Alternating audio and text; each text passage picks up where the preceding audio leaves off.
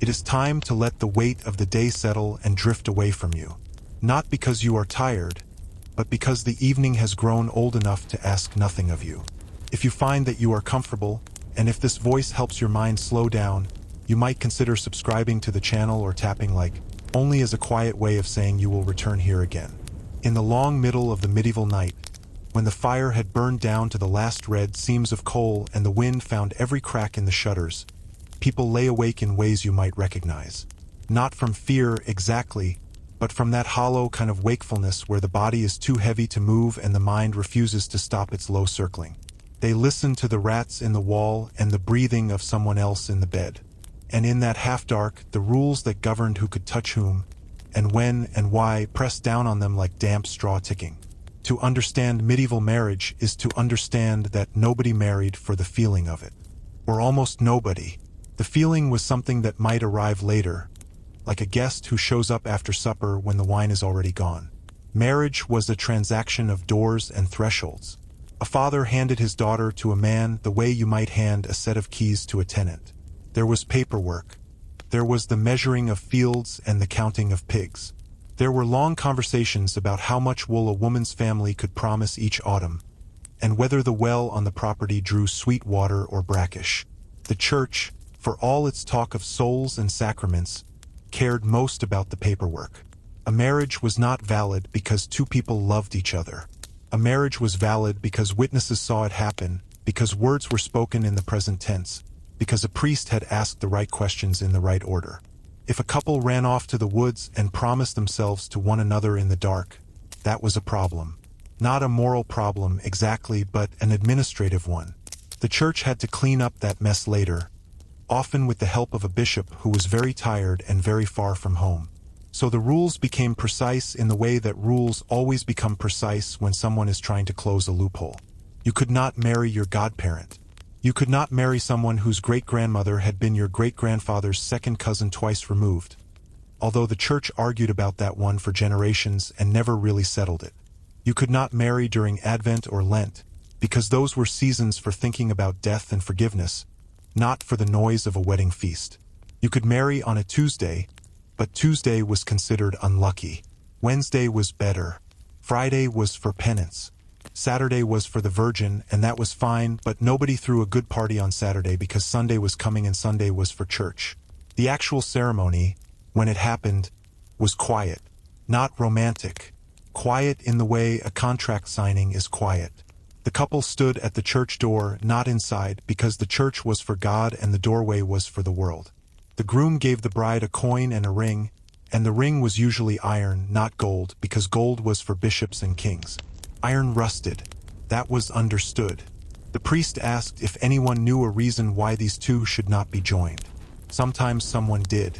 Sometimes a woman stepped forward from the back of the crowd and said that the groom had already promised himself to her 2 summers ago, behind the alehouse. Then everyone had to stop and figure that out, which could take weeks. After the ceremony, the couple went to the groom's house, or to the bride's father's house, depending on who had the bigger hearth. The bedding ceremony came later that night, and here the rules became strange in a way that modern eyes find difficult to place. Friends and family escorted the couple to the bed. Not just close friends. Everyone. Neighbors. Cousins. The old woman from down the lane who smelled of wood smoke and regret. They undressed the couple. They put them in the bed. They stood around the bed and talked and drank and sometimes sang. The purpose was not to be cruel, although it probably felt that way.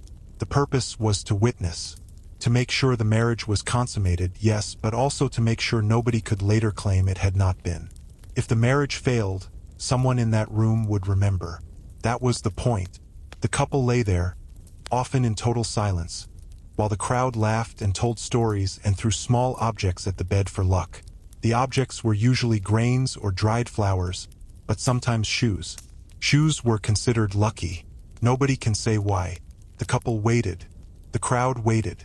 Eventually, after an hour or 2 or 3, the crowd left. The couple was alone. The fire was low. And whatever happened next happened in the dark, with no one watching, which was the only part of the entire process that belonged to just the two of them. But marriage was not the only way two people came together. The church recognized something called clandestine marriage, which was a contradiction in terms but which happened constantly. Two people said the words to each other in private, in the stable or the hayfield or the corner of the kitchen while the bread was rising. No priest, no witnesses, just the words. And under certain interpretations of canon law, that was enough. The couple was married. The church could try to prove otherwise, but the church was slow and the couple was already sharing a bed. So the law bent. It always bends around the fact that people will find a way to be close to each other, even when the rules say they should not. Then there was the matter of consent. The medieval understanding of consent was not our understanding. A woman could say no. She was supposed to say no, in fact, if her father had not approved the match.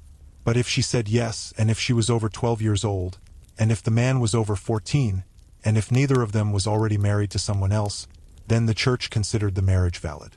The age of 12 sounds very young now. Sounded young then, too. But the records show that most women did not marry at 12. They married at 18 or 20 or 22, because families needed their daughters to work, and because a 12-year-old could not run a household or manage servants or negotiate with the miller about the price of flour. The law set the minimum. Life set the actual age, and life was usually older. Once married, the rules did not stop. They multiplied. A husband had the right to beat his wife, but not to kill her. He had the right to confine her to the house, but not to starve her. These distinctions mattered in court, where wives occasionally sued for separation. They almost never won, but the fact that they could try tells you something about how the system breathed. It was not total freedom. It was not even kindness. But it was not simple either. There were degrees. There were arguments. There were old women who remembered their own mother's marriages and whispered advice to young brides about how to keep a husband from getting too angry, and how to hide a little money in the hem of a dress, and how to claim a headache on nights when the thought of being touched made the skin crawl. Adultery was punished, but unevenly. A woman who committed adultery could be beaten, shamed, stripped of her dowry, and forced to do public penance in a white sheet outside the church door for several Sundays in a row. A man who committed adultery paid a fine. The fine was often less than the cost of a new plow. Theologians wrote long treatises about why this difference was just. The women who lived through it wrote nothing because most of them could not write, and because the ones who could were too busy trying to keep their children fed. But the most interesting rules were not about sex at all. They were about proximity, about who could sit next to whom at the dinner table, about whether a married woman could walk alone to the well after dark, about whether a widow could live in a house with her adult son without raising eyebrows, about whether a man could share a bed with his mother-in-law if there was only one bed and the house had one room and it was snowing outside. The answer to that last one was no, absolutely not, under any circumstances, even if everyone kept their clothes on. The church was very clear about that. Better to freeze than to invite suspicion. And so people froze. In the villages where most people lived, the rhythms of marriage followed the rhythms of the fields. You courted in the spring, because spring was when the young people walked the boundaries of the parish together, checking fences and looking for stray sheep. You announced the bans in the summer 3 Sundays in a row, so that anyone with an objection could speak before the grain was harvested. You married in the autumn, after the harvest was in and before the first hard frost, when there was food for a feast and time to rest before the winter work began. And then you spent the winter in the dark, in the bed, with nothing to do but talk and argue and lie still and listen to the wind. Courtship itself followed a set of unwritten rules that shifted from town to town and from generation to generation. In some places, a young man could visit a young woman at her family's house, but only if her mother was in the room. In other places, the mother left the room but left the door open. In still other places, the young couple was allowed to walk together to the edge of the woods, but not into the woods, because the woods were where things happened that could not be undone. The woods were also where the fairies lived, and the fairies were known to swap a human baby for a changeling if the couple was not paying attention. So most people stayed out of the woods after dark anyway. Gifts were exchanged during courtship, but the gifts had to be careful. A pair of gloves meant something different from a ribbon, and a ribbon meant something different from a coin. A young man who gave a young woman a knife was either proposing marriage or threatening her, and it was not always clear which until she asked her mother to interpret. Apples were safe. bread was safe. A carved wooden spoon was safe if the carving was simple. But if the carving included hearts or initials, then the spoon was a promise, and promises were hard to break once the spoon had been accepted. The engagement period, when it existed, was a strange limbo. The couple was not yet married, so they could not live together or share a bed. But they were also not free to court anyone else. They belonged to each other in a legal sense, but not in a physical sense, and this created a kind of tension that showed up in the records as fights and broken windows and the occasional fistfight between the groom and the bride's brother. The church tried to shorten engagement periods for exactly this reason. The shorter the wait, the less time for trouble. But families wanted long engagements because a long engagement meant the bride's family had more time to save for the dowry, and the groom's family had more time to build a new room onto the house. So the engagements stretched, and the tension stretched with them. When the marriage failed, and many did, the options were limited. Divorce, as we understand it, did not exist. There was annulment, which meant the marriage had never been valid in the first place. To get an annulment, you had to prove that something had been wrong from the beginning, that he was already married, that she was his cousin within the forbidden degree, that he had been impotent, and that she had not known before the wedding night, that she had said the words under duress, with a knife at her throat or a father screaming in her ear. Annulments took years. They took money.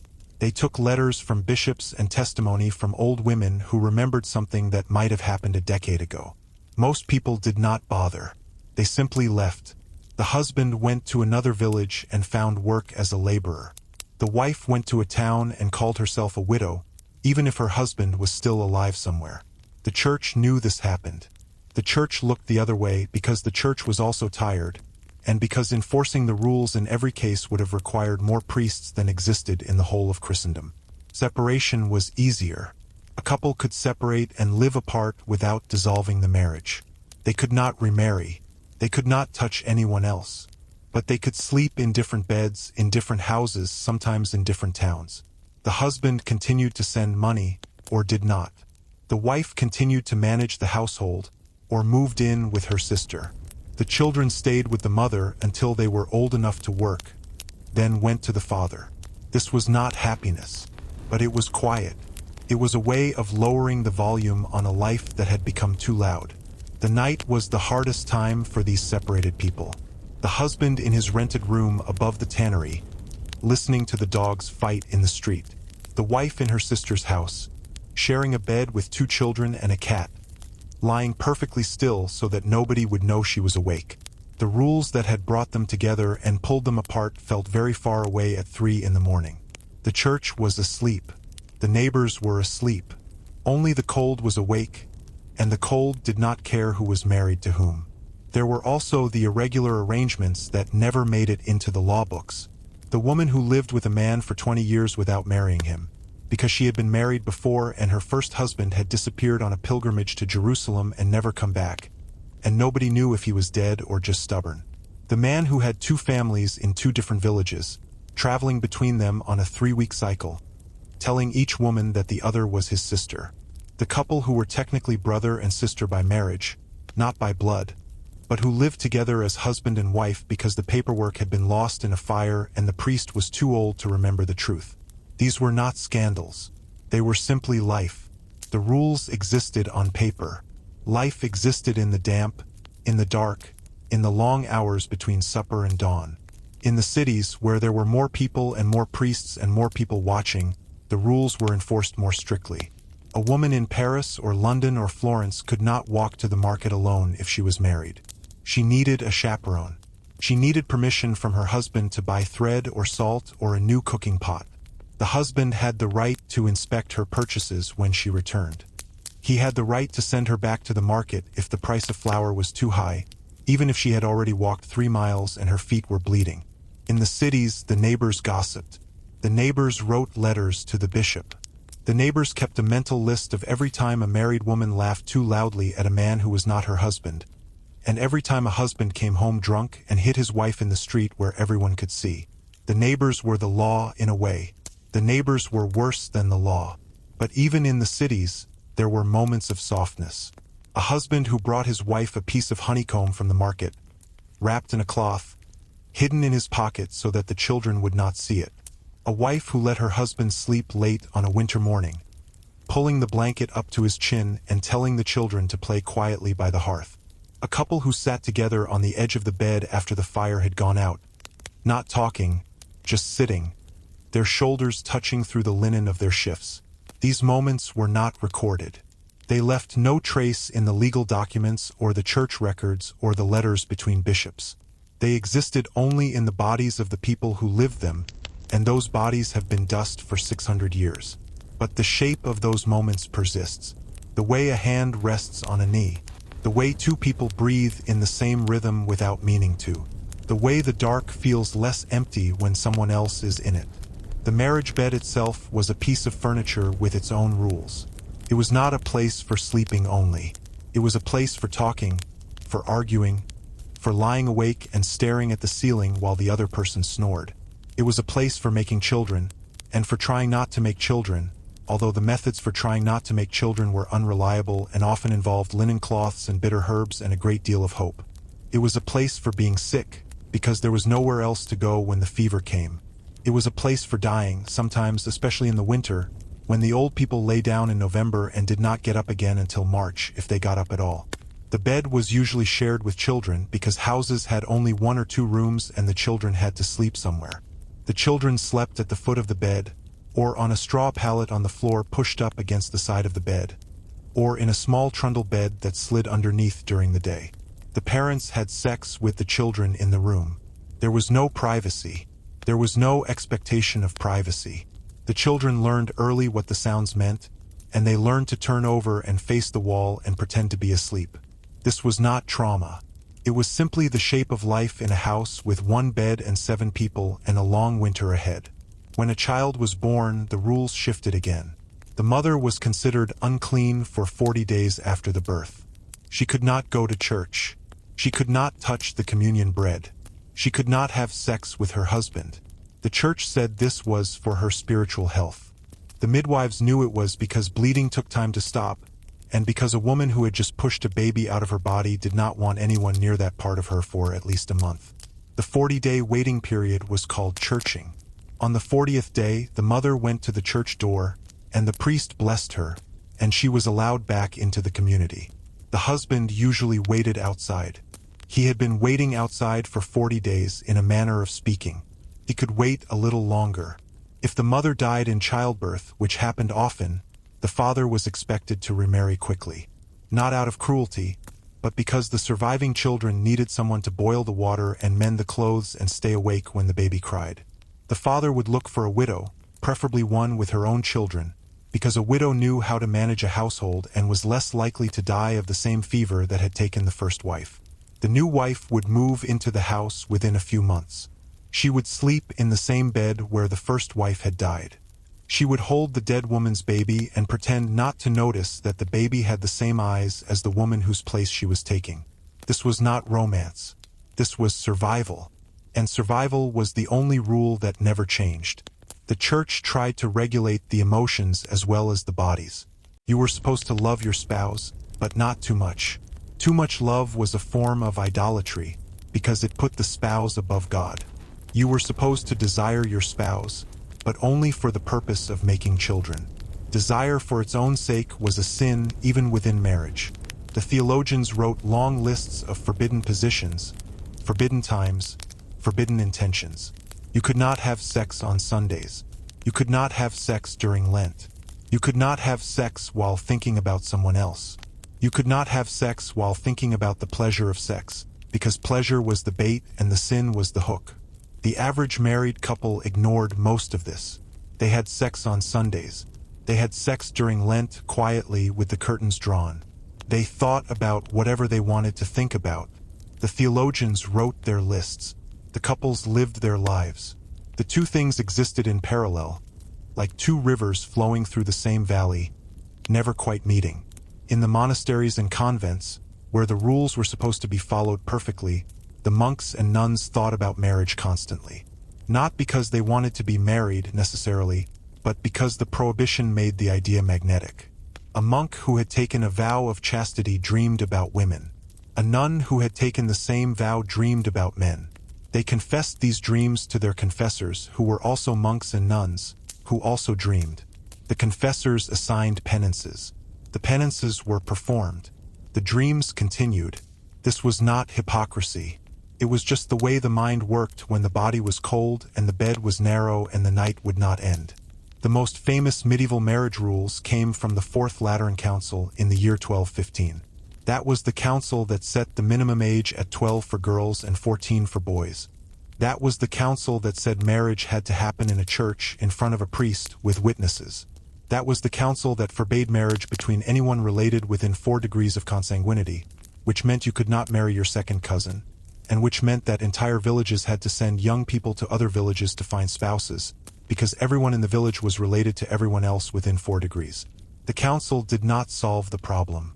It simply moved the problem to the next village, where the young people were strangers and the families could not vouch for each other and the dowries had to be negotiated from scratch.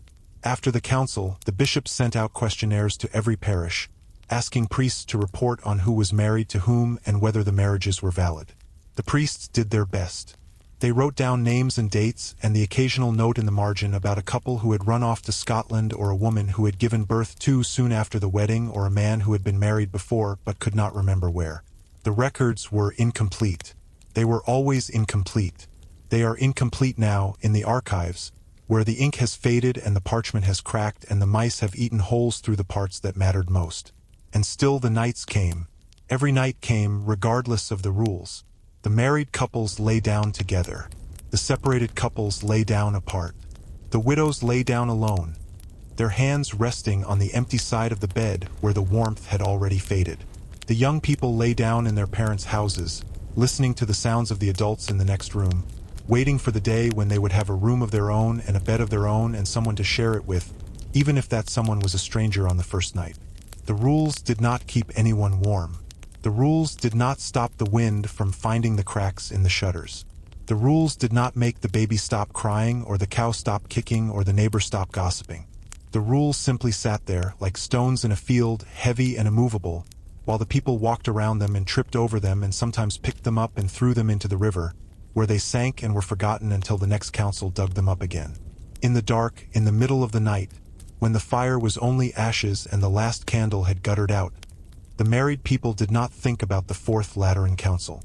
They did not think about consanguinity or clandestine marriage or the difference between separation and annulment. They thought about the cold. They thought about the weight of the blanket. They thought about the sound of the rain on the thatch and the far-off bark of a dog and the way the other person in the bed breathed in and out, slow and steady and alive. They reached out in the dark. They touched a shoulder or a hand or a hip. The touch meant nothing. The touch meant everything. The touch was not a rule. The touch was older than the rules, older than the church, older than the idea of marriage itself. The touch was just two people in the dark, while the world slept and the night went on and the hours passed one by one toward a morning that would come whether they were ready or not. There was a custom in some parts of northern England that said a couple should not speak to each other for the first 3 days after the wedding. Not a word. They could look at each other. They could eat at the same table. They could lie in the same bed. But they could not speak. The silence was supposed to build anticipation. It was supposed to make the first words feel important. What actually happened, in most cases, was that the couple spent 3 days learning to read each other's faces, to interpret a raised eyebrow or a tilted chin, to communicate with gestures and grunts and the occasional pointed finger. By the 3rd day, they knew each other better than most couples who had been married for years. They had learned to be quiet together. And being quiet together, as anyone who has shared a bed for a long time knows, is harder and more intimate than any conversation. In the south of France, the custom was different. The couple was expected to talk all night on the wedding night, not about feelings, about practical matters, about who would wake first to stoke the fire, about how much bread to bake on Monday, about whether to kill the old rooster or let him live another winter. The talking was a kind of inventory, a taking stock of the life they would share. By dawn, they had said everything that needed saying, and they fell asleep with their mouths still open, too exhausted to touch each other, and that was fine. That was marriage. That was the shape of it. In the German towns, The couple had to present themselves to the town council within a week of the wedding. The council asked 3 questions. Did the husband promise to provide food and shelter? Did the wife promise to keep the house in order? Did both promise not to waste the household goods on drink or gambling or unnecessary luxuries? If they said yes, the council stamped their marriage license and the couple went home. If they said no, the council sent them back to think about it. Nobody ever said no. But the fact that the council asked year after year, century after century, tells you something about what the town considered important. Not love, not happiness, not the mysterious connection of souls. Just food and shelter and not wasting things. That was the foundation. Everything else was extra. In the evenings, when the work was done and the animals were fed and the children were finally asleep, the married couple sat by the fire. They did not talk much. They had said everything that needed saying during the day, and the night was for being quiet. The wife mended a shirt. The husband whittled a spoon. The cat slept on the hearth. The fire popped and settled. The shadows moved on the walls. This was not a scene from a romance. It was just Tuesday, or Wednesday, or Friday, which was for penance. But nobody was doing penance because nobody had done anything that required penance except live through another day. The spoon the husband whittled would be used for years. It would be the spoon that fed the baby, then the toddler, then the child, then the young man who left for the city and never came back. The spoon would outlive the husband. It would outlive the wife. It would end up in a drawer somewhere, or a box in the attic, or the hand of a stranger who bought it at a market stall and had no idea whose fingers had worn the handle smooth. The shirt the wife mended would be worn until it fell apart, then cut into rags, then burned. The ashes would go into the garden. The garden would grow cabbages. The cabbages would be eaten by people who never knew that the ashes had once been a shirt that had once been mended by a woman who had once sat by a fire next to a man who was not speaking because there was nothing left to say. And the rules continued. They continued in the morning, when the husband went to the fields and the wife went to the well. They continued at noon, when the couple ate bread and cheese in the shade of the oak tree. They continued in the afternoon, when the wife scolded the children and the husband sharpened the scythe. They continued at supper, when the family knelt for grace and the priest's words from the wedding service echoed somewhere in the back of the mind. They continued at bedtime, when the couple undressed in the dark and lay down and waited for sleep. The rules were not a burden. They were just the water the fish swam in. Invisible, unquestioned, present in every moment but noticed in almost none. When the old people died, the young people inherited the rules along with the house and the cow and the iron pot. The rules did not need to be written down. They were carried in the body, in the way a woman tied her headscarf, in the way a man held his knife, in the way a couple stood when they were arguing, not too close, not too far, just at the distance that said, "We are still married, but do not touch me right now." The rules were older than the people who followed them. The rules would outlive the people, too. They would outlive the houses and the villages and the language itself. Some of them are still here, in the way you wait 3 days before calling someone back, or the way you do not sit next to a stranger on an empty bus, or the way you turn away from the person you love when you are too tired to be kind. The night has gone on while we have been talking about these things. The fire in that medieval house has burned down to nothing. The couple in the bed has turned over separately, each facing the wall. The children have kicked off their blankets. The cat has moved to the warm spot by the chimney. The wind has shifted. The rain has stopped. The sky is still dark, but there is a different quality to the dark now. A thinning at the edges, a sense that morning is not close but is at least possible. The couple does not wake. They sleep on. They sleep through the last hour of true night, the hour when the owls go quiet and the dogs stop barking and the world holds its breath. They sleep through the rules. They sleep through the history. They sleep through everything that has ever been written about who should lie next to whom and why. They sleep like stones. They sleep like the dead. They sleep like people who have forgotten that they are supposed to be anything other than what they are, which is 2 warm bodies in a cold room, waiting for a light that has not yet come. And when the light does come, gray and thin through the unwashed window, they will wake. They will wake to the same rules, the same bed, the same face on the pillow next to them. They will wake to the sound of the rooster and the smell of the ashes and the weight of another day pressing down like a hand on the chest. They will wake and remember that they are married, that they chose this or did not choose it, that the door is locked and the fire is dead and the children are already crying. They will wake and begin again, because beginning again is what the morning asks of everyone, married or not, loved or not, tired or not. The morning does not care about the rules. The morning only cares that you open your eyes. And you do. You always do. The morning comes slowly in a medieval house, not with a bright rush of light, but with a gray seepage that finds the cracks between the shutters and the gap under the door and the tiny holes in the thatch where the mice have been working. The couple wakes in stages. First the sound of the rooster, then the cold on the face, then the stiffness in the shoulders from sleeping in the same position too long. The husband gets up first, because someone has to rebuild the fire before the bread can be baked. He steps over the children who are still asleep on the floor. He finds his boots in the dark. The boots are cold and slightly damp from yesterday. He puts them on anyway. The wife watches him from the bed, her eyes barely open, her hand resting on the stomach of the youngest child who has crawled up beside her sometime in the night. She does not say good morning. She does not say anything. Good morning is not a rule, but the absence of good morning is also not a rule. It is simply the way things are done when the fire is dead and the day is long and there is no point in wasting words. The husband kneels at the hearth. He blows on the embers. The embers glow orange for a moment, then fade. He blows again. A thin curl of smoke rises. He adds a handful of straw, then twigs, then a small log. The fire catches. The fire grows. The fire fills the room with a light that is not yet warm but is no longer dark. The wife sits up. She swings her legs over the side of the bed. Her feet touch the cold floor.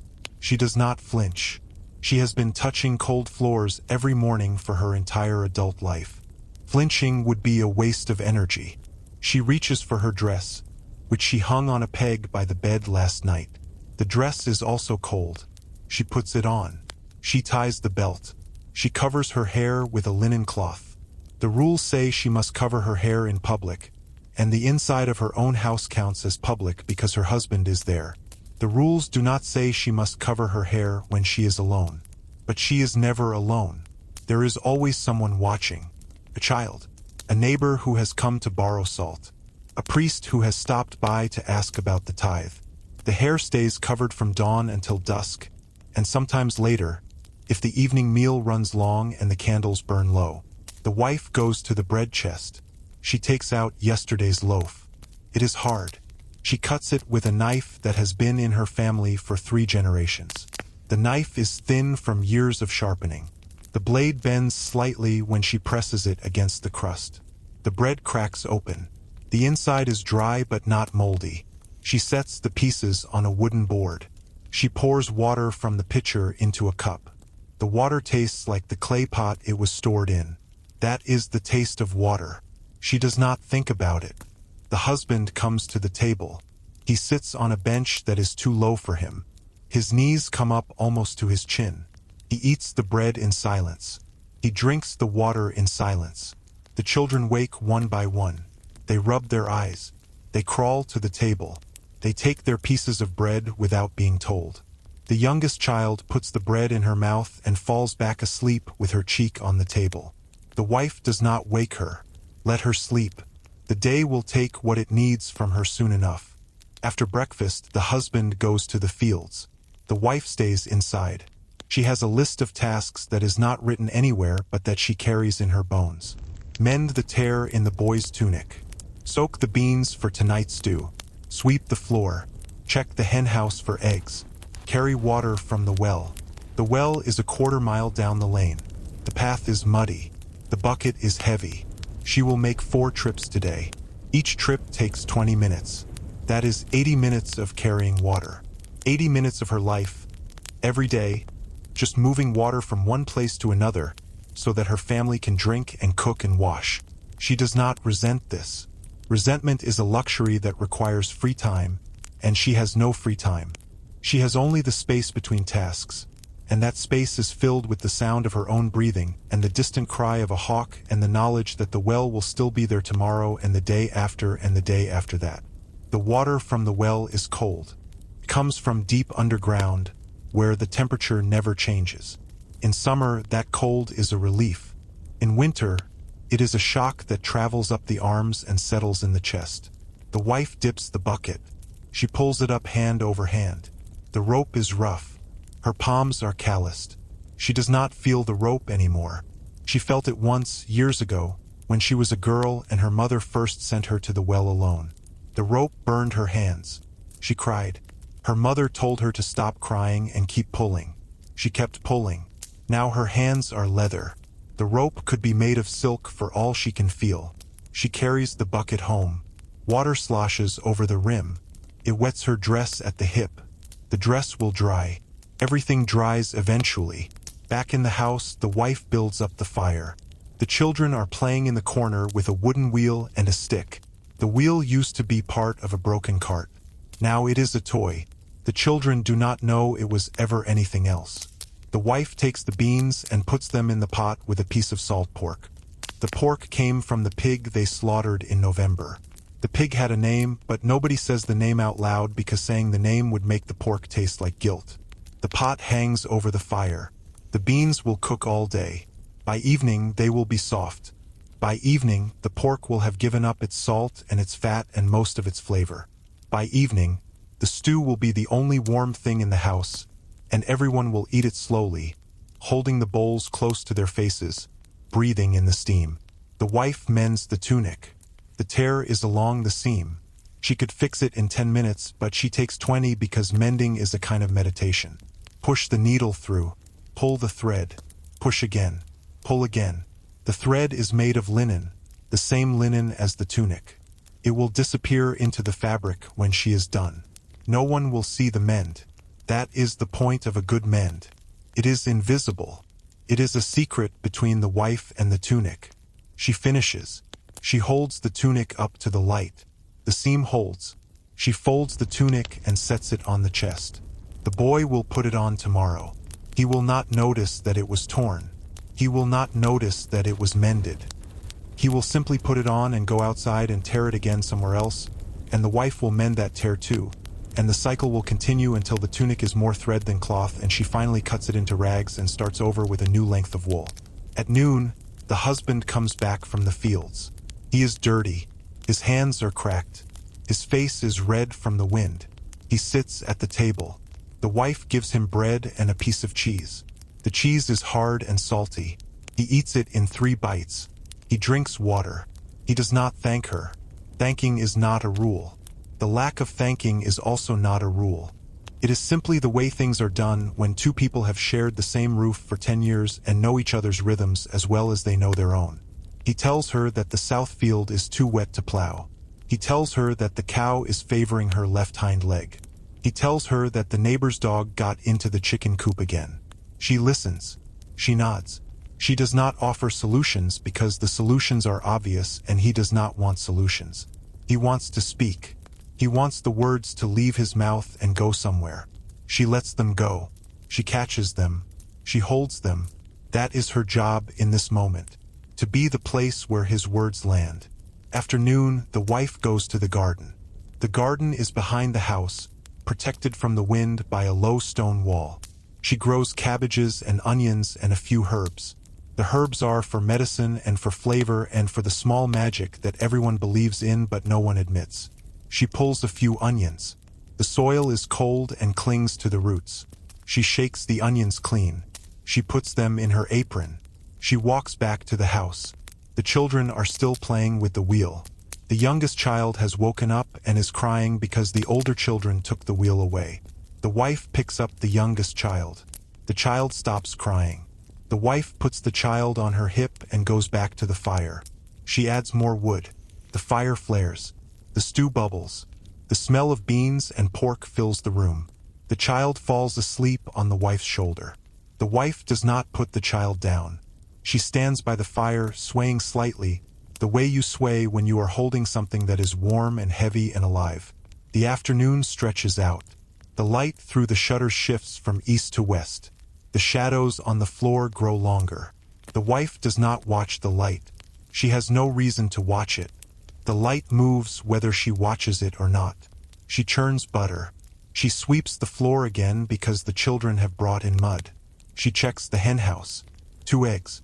She puts them in a bowl. She will use them for the morning bread tomorrow. She sits down for a moment. Just a moment.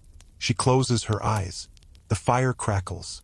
The children are quiet, for once, because they are looking at a dead beetle on the windowsill. The wife does not open her eyes. She sits in the dark behind her eyelids. She breathes. The breath goes in. The breath goes out. In. The rhythm is old. Older than her. Older than the house. Older than the rules. She opens her eyes. The moment is over. She stands up. There is more work to do. The husband comes back at dusk. He brings a rabbit. He caught it in a snare at the edge of the woods. The rabbit is small and thin, all bone and sinew, but it is meat. The wife will add it to the stew tomorrow. Tonight they eat beans and pork and the last of the bread. The husband washes his hands in a bowl of water. The water turns brown. He dries his hands on a rag. He sits at the table. The wife serves the stew in wooden bowls. The bowls are old. The wood is stained dark from years of hot broth. The family eats. The children eat quickly, then slower, then stop eating because their stomachs are full. The wife eats last. She eats the scraps from the pot, the bits that stuck to the bottom, the pieces that were too small to put in the bowls. She is used to eating last. She does not mind. The food tastes the same whether you eat it first or last. After supper, the family sits by the fire. The husband whittles. The wife spins wool. The wool comes from their own sheep, 3 of them, scruffy and ill-tempered. The wife spins the wool into thread. The thread will become a tunic or a blanket or a pair of stockings. The wheel turns. The spindle hums. The children fall asleep one by one, their heads on the table or on the floor or on each other's shoulders. The wife does not move them. Let them sleep where they fell. She will carry them to bed later, when the fire is lower and the husband has finished his whittling and the night has settled into its final quiet. The husband whittles a small bird. He does not know why he is whittling a bird. He has no use for a wooden bird. But his hands need something to do, and the knife needs something to cut, and the wood needs something to become. The bird takes shape under his fingers. A beak, a wing, a tail. It is not a good bird. It is lopsided and crude, but it is a bird. He sets it on the mantel. The wife looks at it. She does not say anything. She does not need to say anything. The bird is there. That is enough. The fire burns down. The husband yawns. The wife stops spinning. They carry the children to the bed. The oldest boy is heavy. The wife staggers under his weight. The husband takes him. The husband carries the boy as if the boy weighs nothing. The wife carries the youngest child. The middle child walks, half asleep, bumping into walls. They arrange the children on the bed. The children curl into each other like puppies. The wife pulls the blanket over them. The husband blows out the candle. The room is dark except for the glow of the embers. The wife takes off her headscarf. The husband takes off his boots. They lie down on the edges of the bed, because the children are in the middle. The wife lies on her back. The husband lies on his side, facing the wall. They do not touch. Touching would wake the children. Touching would require energy they do not have. Touching can wait. Touching has been waiting for 10 years. Can wait one more night. The wife listens to the sounds. The children breathing. The husband breathing. The mice in the wall. The wind in the thatch. The far-off barking of a dog. The creak of the house settling, or maybe just the house being old.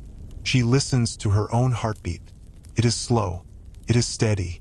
It is the same heartbeat she had when she was a girl, before she knew what marriage was, before she knew what any of this would cost. The heartbeat does not care about the cost. The heartbeat just keeps going. Thump, thump, thump. She closes her eyes. She does not fall asleep immediately. She lies in the space between waking and sleeping, where the thoughts are soft and the body is heavy and the rules feel very far away. In that space, she is not a wife. She is not a mother. She is not a woman with a headscarf and a bread chest and a well that needs visiting 4 times a day.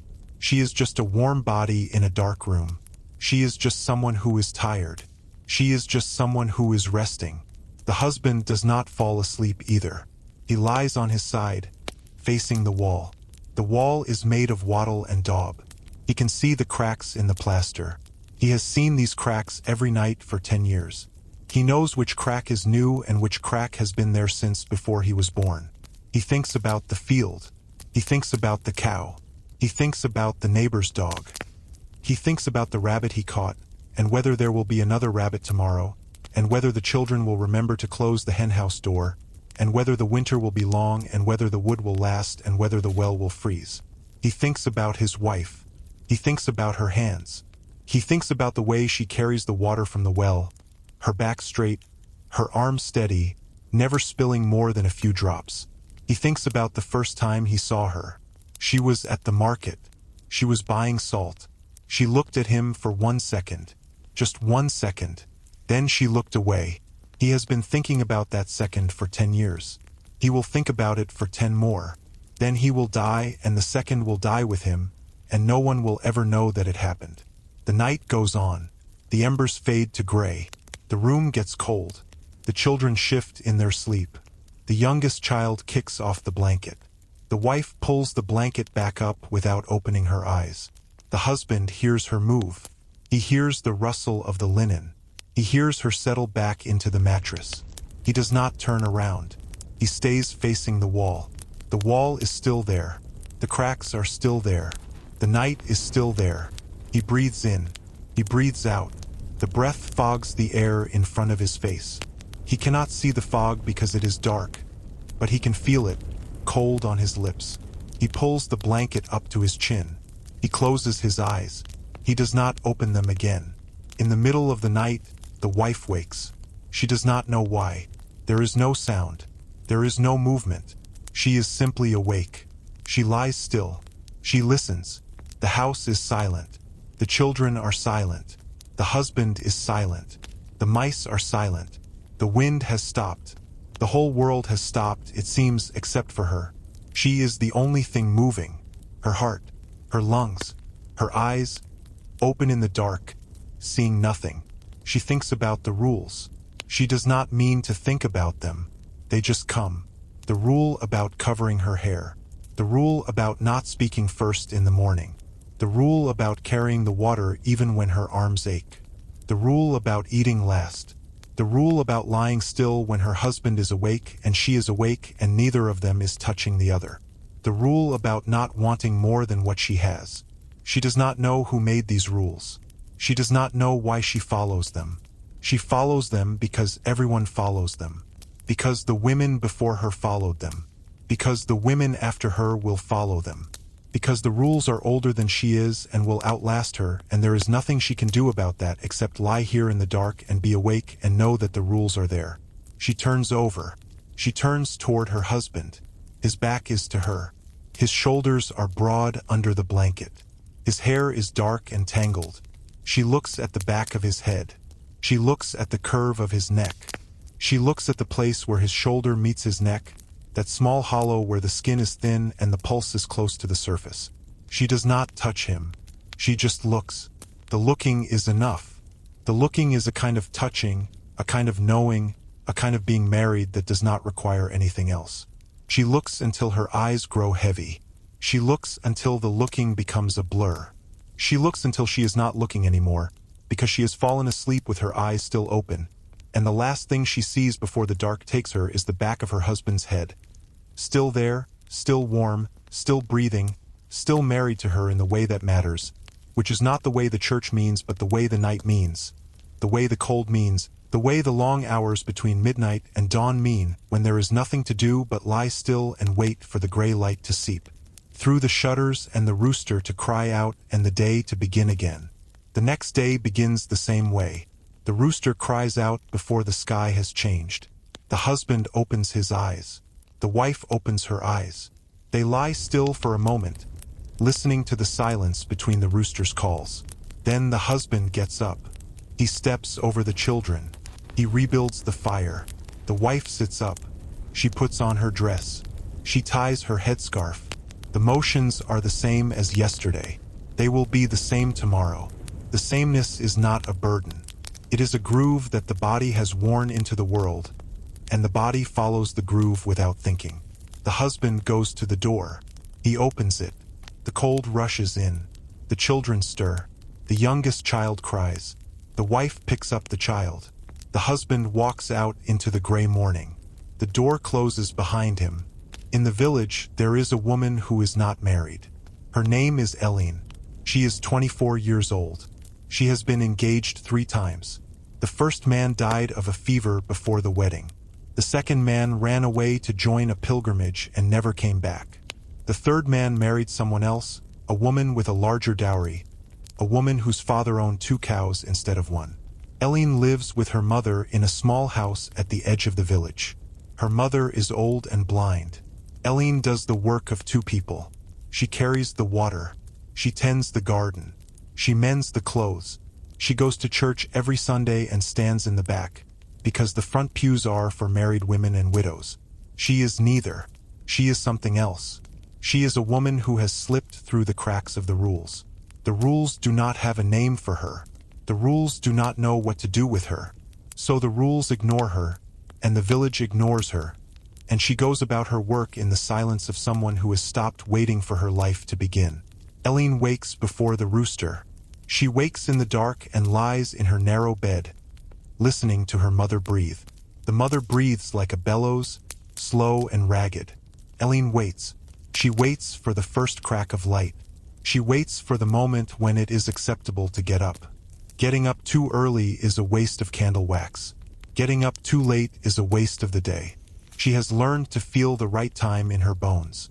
When the light is just barely visible under the door, she rises. She dresses.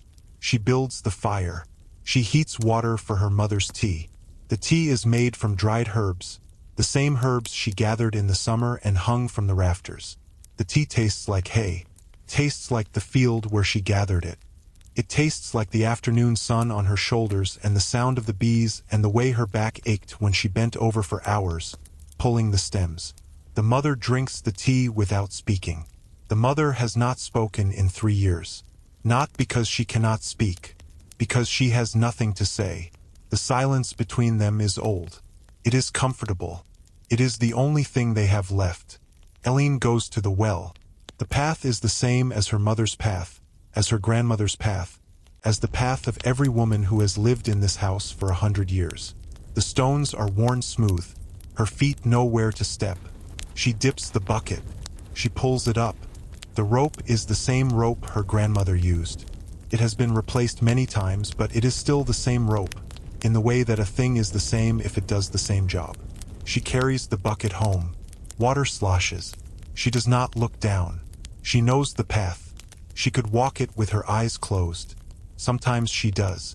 Sometimes she closes her eyes for 3 steps, 5. The world goes dark. The sounds become louder. Her own footsteps, the creak of the bucket handle, the distant crow of a rooster. She opens her eyes. The path is still there. The house is still there. Her life is still there. Back in the house, she makes the bread. The dough is sticky. She kneads it with her fists. Her fists are small but strong. She has been kneading bread since she was 8 years old. Her mother taught her. Her mother's hands were small and strong too.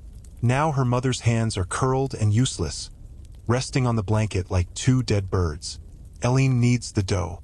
She shapes it into a round loaf. She sets it by the fire to rise. She sweeps the floor. She checks the garden. The cabbages are small this year. The soil is tired. She should have added more compost in the autumn. She did not have time. She never has time. There is always one more thing to do, and the day is only so long, and the night is only so dark, and the body is only so able. At midday, Eileen sits by the fire. She is not eating. She is not working. She is sitting. Her hands rest in her lap. Her eyes are open but not looking at anything. Her mother is asleep in the corner, her mouth open, her breath rattling.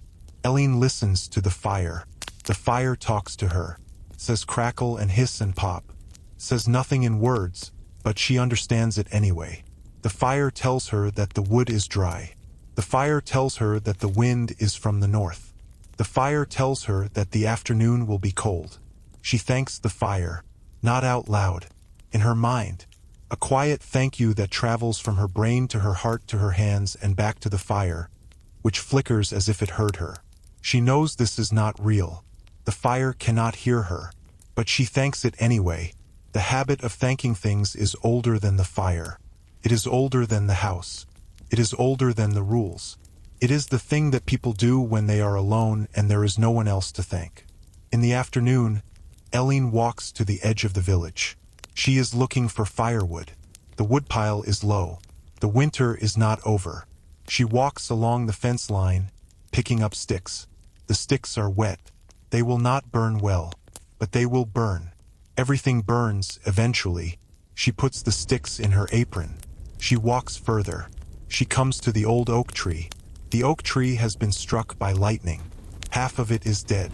The other half is still alive, putting out leaves every spring as if nothing happened. Eileen sits under the oak tree. She sits on the ground. The ground is cold and damp. She does not care. She leans her back against the trunk.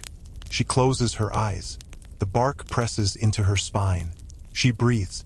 She breathes the cold air. She breathes the smell of wet leaves and moss and something else. Something sweet. Something that might be the first hint of spring buried under the frost. She opens her eyes. She looks up at the branches. The branches are bare. They look like veins against the gray sky. She thinks about the men she was supposed to marry. The first one, the second one, the third one. She cannot remember their faces. She remembers their voices, a little. She remembers the way the first one laughed. She remembers the way the second one said her name. She remembers the way the third one looked at her when he told her he was marrying someone else. That look. She will never forget that look. It was not cruel. It was not kind. It was just a look. A look that said, I am sorry and I am not sorry and you will understand someday and you will not understand ever. She gets up. She picks up her apron full of sticks. She walks back to the house. The mother is awake. The mother is sitting up in her chair. Her blind eyes are open. They are the color of milk. She turns her head toward the sound of Eileen's footsteps. Eileen puts the sticks by the fire. She puts more water on to heat. She cuts a piece of bread. She gives the bread to her mother. The mother takes the bread. She holds it in her curled hands. She does not eat it. She holds it. Eileen waits. The mother eats. She eats slowly, chewing each bite many times. Eileen watches. She has watched her mother eat thousands of meals. She will watch her mother eat thousands more. The thought does not depress her. It is simply a fact, like the fact that the well is a quarter-mile down the lane and the rope is rough and the water is cold. In the evening, Eileen sits by the fire with her mother. They do not speak. There is nothing to say. The mother has told Eileen everything she knows. Eileen has heard it all. The story of the mother's own failed engagement 50 years ago. The story of the father who died before Eileen was born.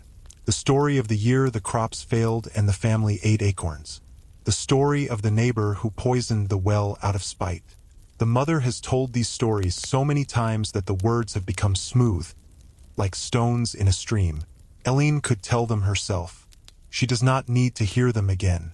But she listens anyway, not to the words, to the sound of her mother's voice.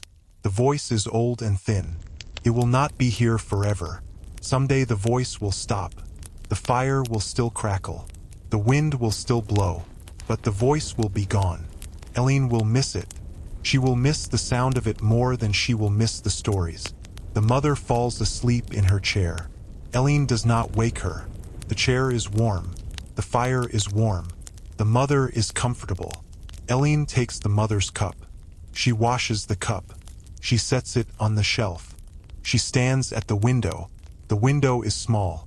It is covered with oiled cloth instead of glass. The cloth lets in a little light, but no detail. She cannot see the village. She cannot see the oak tree. She cannot see the well. She can see only the blur of the world, the suggestion of shapes, the memory of what lies outside. She puts her hand on the cloth. The cloth is cold. It is slightly greasy from the oil. She leaves her hand there for a long time. The cold seeps into her palm. She does not pull away. The cold is real. The cold is honest. The cold does not pretend to be anything other than what it is. She goes to the bed. The bed is narrow. It is meant for one person, but two people sleep in it. Eileen and her mother. They sleep head to foot. Eileen's feet are at her mother's head. Her mother's feet are at Eileen's head. They have slept this way for 20 years. Eileen cannot imagine sleeping any other way. She lies down. She pulls the blanket up. The blanket is thin. It is made of wool that has been patched so many times that it is more patch than wool. She closes her eyes. She listens to her mother's breathing. The breathing is slow. It is the breathing of someone who is not afraid of the dark, because the dark is all she has ever seen. Eileen listens. She matches her own breathing to her mother's. The rhythm is old. It is the rhythm of two people who have shared the same air for decades. She falls asleep before her mother does. She falls asleep to the sound of that breathing, and she dreams of nothing, or of something she will not remember in the morning, and the night goes on without her. In another house, on the other side of the village, there is a man whose wife died in the autumn. Her name was Marjorie. She died of a fever that took her in 3 days. The man's name is Simon. He is 40 years old. He has been married twice. The first wife died in childbirth. The second wife died of the fever. Simon sits alone in his house. The house is too big for one person. The bed is too big. The table is too big. The fire is too big. He builds a small fire because a large fire would be wasteful. He sits by the small fire. He eats bread and cheese. He does not taste the bread or the cheese. He eats because his body requires it. His body is a machine that needs fuel. He puts the fuel in. The machine runs. That is all. Simon thinks about the rules. He thinks about the rule that says a widower should remarry within a year. The rule is not written anywhere. It is a custom, a pressure, a weight that the village places on his shoulders. The neighbors have already started asking, "Have you thought about the future? Have you considered the widow across the lane? Have you spoken to the priest about the possibility of a new arrangement?" Simon has not thought about the future. He has thought about the past. The past is where Marjorie is. The past is where the first wife is. The past is where his children are, the ones who died before they could walk, the ones who never had names because they were born too early and lived only a few hours. The past is a country he visits every night in his dreams. The future is a country he does not recognize. He goes to the bed. The bed is cold. It has been cold since Marjorie died. He lies down on his side of the bed. He leaves her side empty. He does not touch the empty side. He does not look at it. He lies on his back and stares at the ceiling. The ceiling is made of beams and plaster. There is a dark stain on the plaster where the roof leaked last winter. He has not fixed the leak. He will fix it in the spring. Or he will not. The leak does not matter. Nothing matters in the way that things used to matter. He closes his eyes. He does not sleep. He lies in the dark with his eyes closed, and he thinks about the sound of Marjorie's voice. She had a low voice, a sleepy voice. She spoke slowly, as if she had all the time in the world. She did not have all the time in the world. Neither does he. Neither does anyone. But she spoke as if she did.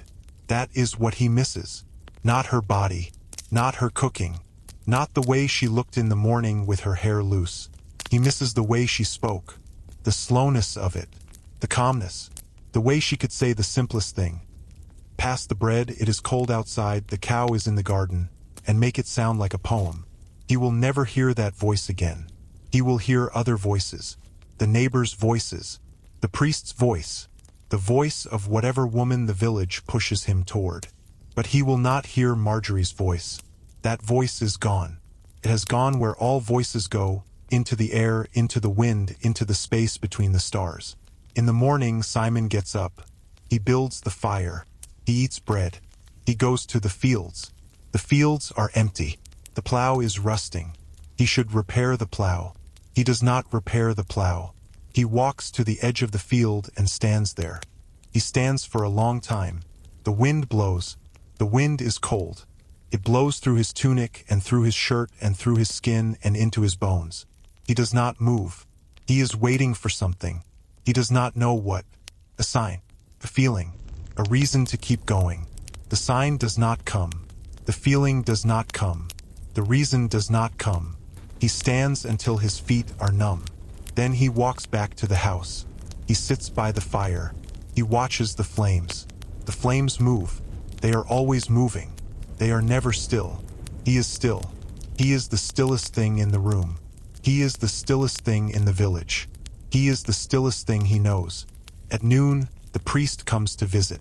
The priest is a young man. He has been a priest for only 2 years. He is eager and nervous. He talks too much. He tells Simon that God has a plan. He tells Simon that suffering is a gift. He tells Simon that Marjorie is in heaven, watching over him. Simon listens. He does not believe any of it. But he listens because listening is easier than arguing. The priest stays for an hour. He drinks a cup of water. He eats a piece of bread. He asks again about remarriage. Simon says nothing. The priest leaves. The door closes. The room is quiet again. Simon is alone again. The fire crackles. The wind blows. The afternoon passes. The evening comes. The night comes. Simon goes to the cold bed. He lies down. He stares at the stain on the ceiling. The stain has grown larger. He does not care. He closes his eyes. He opens them. He closes them again. Sleep comes eventually. It always comes. It is the only thing that always comes. In the village square, there is a young man and a young woman who are not yet married but who have promised themselves to each other. His name is Tom. Her name is Alice. They are 17 years old. They have known each other since childhood. They grew up on the same lane, played in the same ditch, stole apples from the same tree. Their families have agreed to the match. The banns have been read. The wedding is in 2 weeks. Tom and Alice are not allowed to be alone together. The rule is strict. Unmarried couples cannot be in a room with the door closed. They cannot walk together after dark. They cannot touch. They cannot even sit too close at church. The rule is meant to prevent what the church calls sin and what the villagers call trouble. Tom and Alice follow the rule. Mostly. Sometimes they break it. Sometimes they meet behind the pigsty, where no one can see them. They do not touch. They just talk. They talk about the future, the house they will live in, the children they will have, the cow they will buy. The cow is the most important part of the conversation. A good cow means milk and cheese and butter and calves. A bad cow means hunger. Tom has saved for 2 years to buy a cow. He has the coins hidden under a loose stone in the floor of his father's house. Alice knows where the stone is. She has never looked under it. She trusts him. Trust is the only thing they have that is not regulated by the church. Tonight, Tom and Alice meet behind the pigsty. The pigs are asleep. The smell is strong. They do not notice the smell. They have smelled pigs every day of their lives. The smell is the smell of home. Tom tells Alice about the cow. He has found one. A brown cow with a white face. The cow belongs to a farmer 2 villages over. The farmer is old. He wants to sell the cow because he cannot take care of her anymore. The price is fair. Tom has enough coins. He will buy the cow next week after the wedding. Alice listens. She nods. She touches his hand. Just for a second. Just the tips of her fingers on the back of his hand. The touch is electric.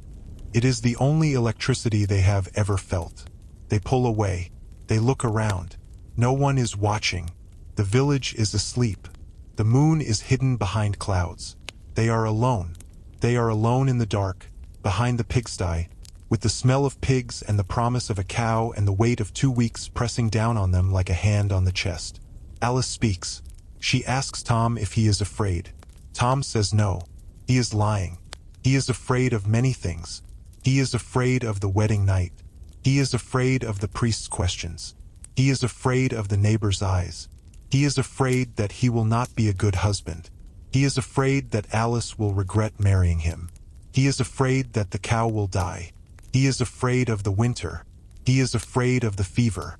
He is afraid of everything, and he is 17 years old, and he has never told anyone about his fears because men are not supposed to have fears. Men are supposed to have plans. He has a plan. The plan is the cow. The cow is the only part of the plan that makes sense. The rest is just hope. And hope is not a plan. Alice knows he is lying. She does not call him out. She lets him lie. Lying is a kind of kindness. She lies too. She tells him she is not afraid. She is afraid. She is afraid of the wedding night. She is afraid of the pain. She is afraid of the blood. She is afraid of her mother's instructions, which were vague and frightening and ended with the phrase, "You will understand when it happens." She does not understand now. She does not think she will understand then. She is afraid of the rest of her life. 40 more years, 50 more years, 60 more years, all of them with Tom. She loves Tom, but love is not the same as not being afraid. Love and fear live in the same house. They sleep in the same bed. They eat at the same table. She has learned this from watching her own mother, who loved her father and was afraid of him in equal measure. Her father never hit her mother, but he could have. That was the fear, the possibility, the knowledge that the rules gave him the right, and the only thing stopping him was his own restraint. Restraint is a thin wall, can break. Tom walks Alice back to her father's house. They do not hold hands. They walk 3 feet apart. The path is dark. Tom stumbles on a root. Alice does not laugh. She does not help him. She waits for him to stand up. He stands up. He brushes the dirt off his knees.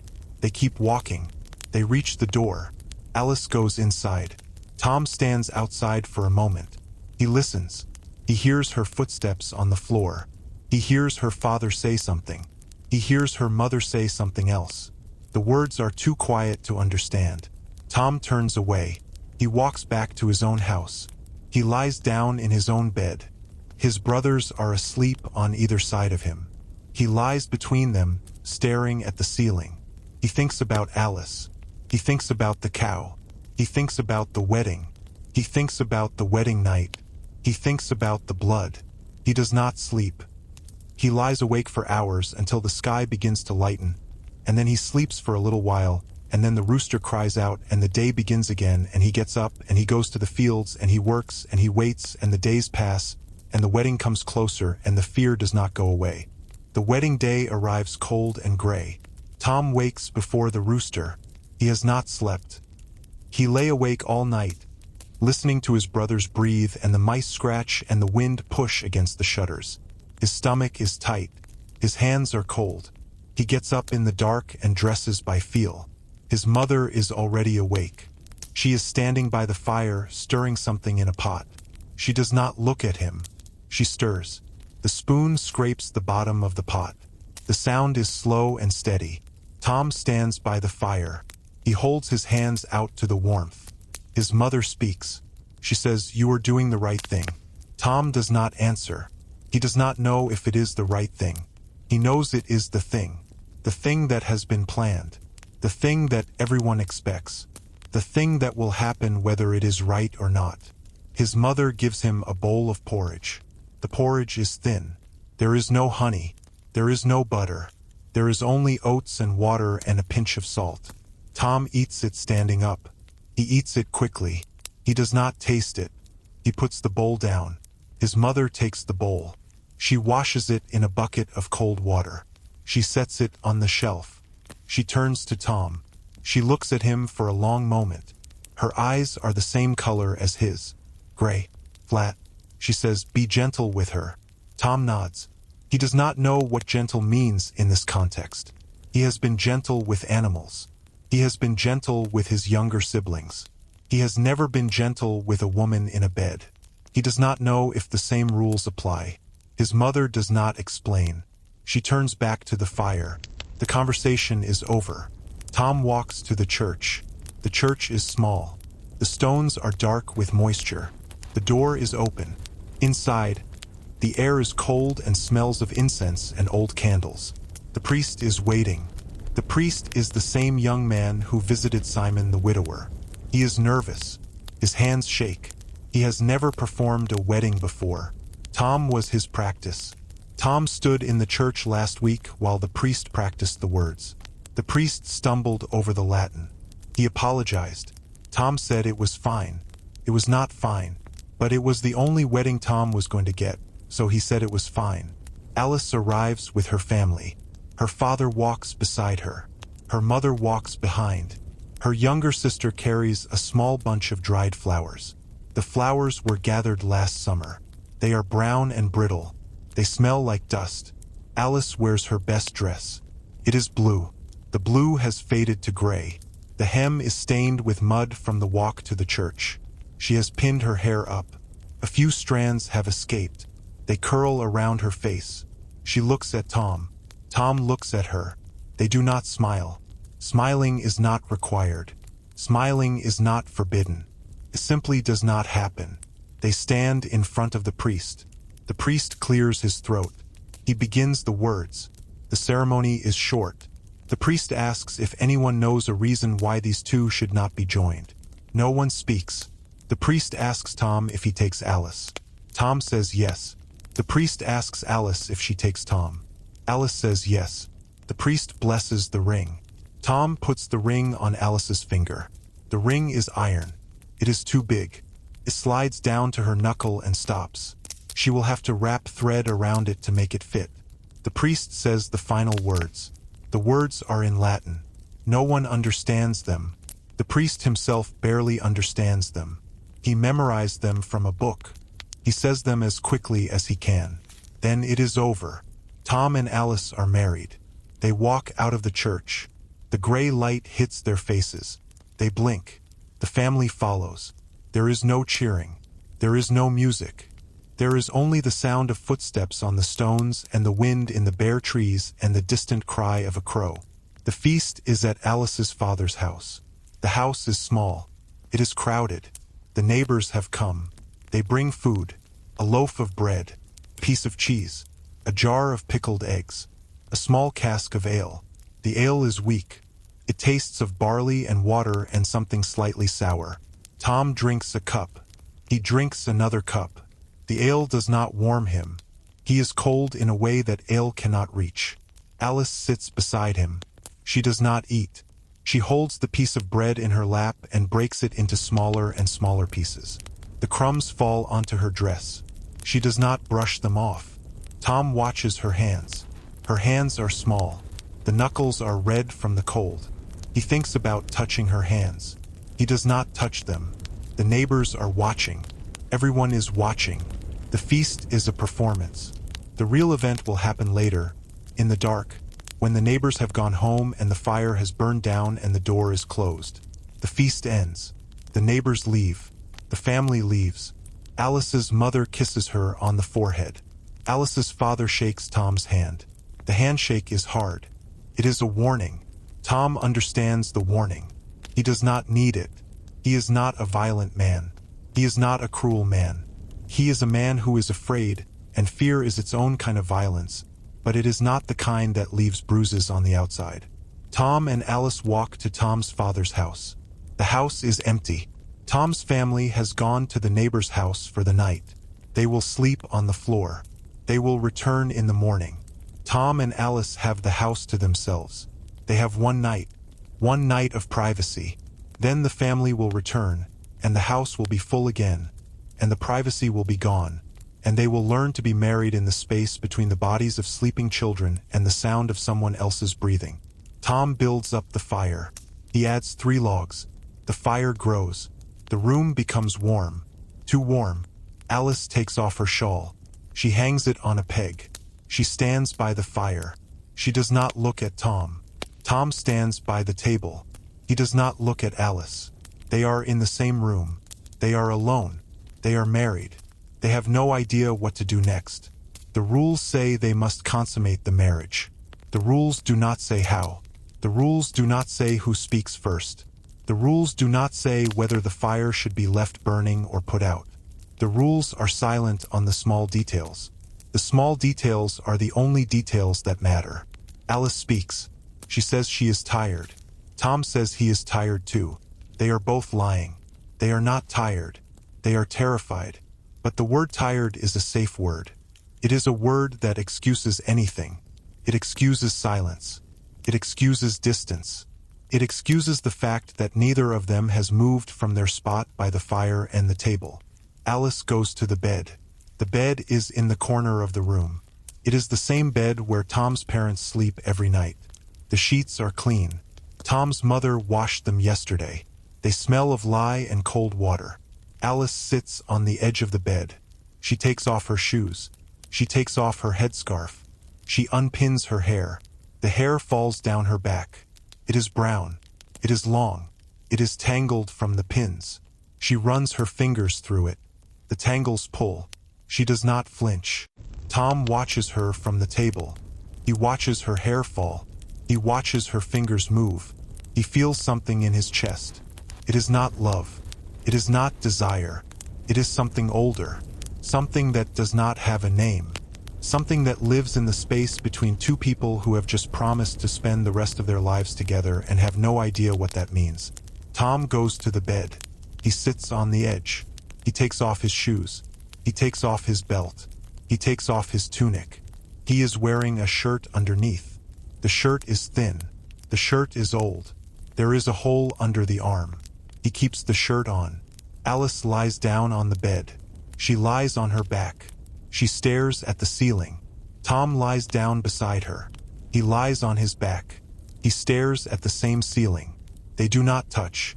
Their shoulders are 6 inches apart. The fire crackles. The wind blows. The house creaks. The ceiling has a stain. The stain is shaped like a map of a country neither of them will ever visit. Tom turns his head. He looks at Alice. Her eyes are closed. Her lips are slightly parted. Her breathing is shallow. He does not know if she is asleep. He does not think she is asleep. He thinks she is pretending to be asleep. He does not blame her. He would pretend too if he thought of it. But he did not think of it. He is lying here with his eyes open, looking at his wife, who is pretending to be asleep, and the fire is burning, and the night is passing and nothing is happening. He reaches out. He touches her hand. The hand is cold. It is smaller than his hand. It is softer than his hand. He does not squeeze. He just touches. His fingers rest on her fingers. She does not pull away. She does not squeeze back. She does nothing. Her hand lies under his hand like a thing that is waiting. He waits too. They wait together. The fire pops. A log shifts. Sparks fly up the chimney. Tom takes his hand away. He turns onto his side. He faces the wall. Alice opens her eyes. She looks at the back of his head. She looks at his shoulders. She looks at the place where his neck meets his shoulder, that small hollow where the skin is thin. She does not touch him. She turns onto her side. She faces the wall.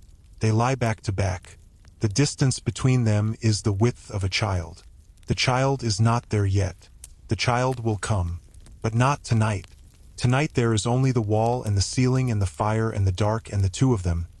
Married, alone, not touching, not sleeping, just lying there in the quiet of a night that feels like it will never end. In the morning, Tom's family returns. Tom's mother looks at the bed. She looks at the sheets. The sheets are clean. There is no blood. Her face does not change. She says nothing. She goes to the fire. She adds wood. She begins to make the bread. Tom's father looks at Tom. He does not say anything either. He goes outside. He checks the animals. The brothers and sisters come in. They are loud. They are hungry. They want breakfast. The house fills with noise. Alice sits at the table. She holds a cup of water. She does not drink. She stares at the cup. Tom sits beside her. He does not look at her. He looks at the table. The table is scratched. There are knife marks in the wood. Someone has carved a letter into the corner.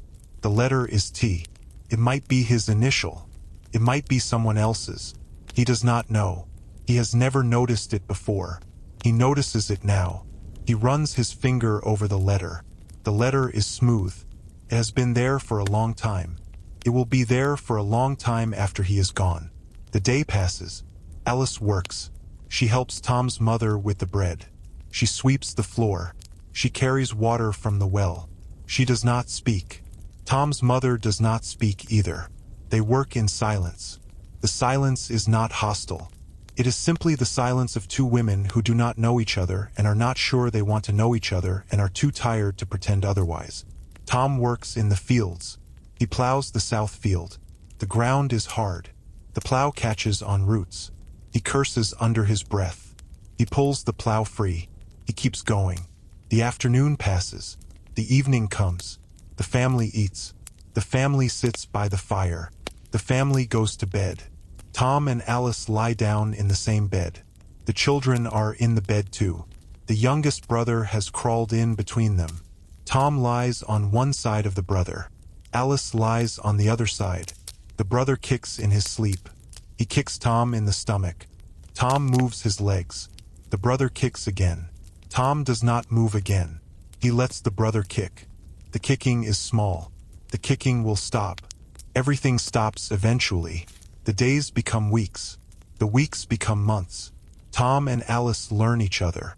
They learn the small things. The way Alice holds her cup with both hands. The way Tom clears his throat before he speaks. The way Alice hums when she works. The way Tom's ears turn red when he is angry. They do not talk about the wedding night. They do not talk about the clean sheets. They do not talk about the blood that was not there. They do not talk about the fact that they have still not touched each other in the way that married people are supposed to touch. They do not talk because talking would require words, and the words do not exist, or if they exist, they are too heavy to lift. So they are silent. They are married. They are silent. And the silence is a kind of language. It says we are waiting. It says we are afraid.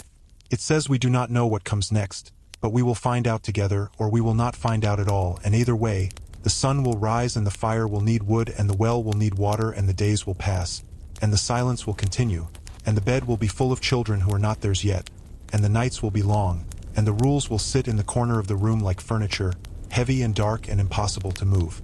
One night, the youngest brother is sleeping at the foot of the bed. The other children are on the floor. The fire is low. The room is dark. Tom reaches out in the dark. He finds Alice's hand. Her hand is warm. She is awake. He knows she is awake because her breathing is different. It is shallow. It is quick. He holds her hand. She holds his hand. They hold hands in the dark. They do not move. They do not speak. They just hold hands. The holding is not a promise. It is not a solution. It is just a fact. Two hands. Holding. In the dark. The youngest brother kicks in his sleep. He kicks the pillow. He does not kick them. Their hands are under the blanket. The blanket is thick. The brother does not know they are there. No one knows they are there. The holding is a secret.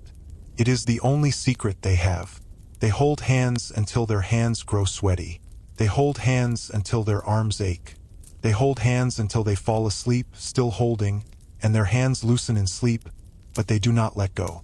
Their fingers remain intertwined, even in sleep, even in the dark, even as the fire burns down to ash and the wind picks up and the first light of morning begins to seep through the cracks in the shutters.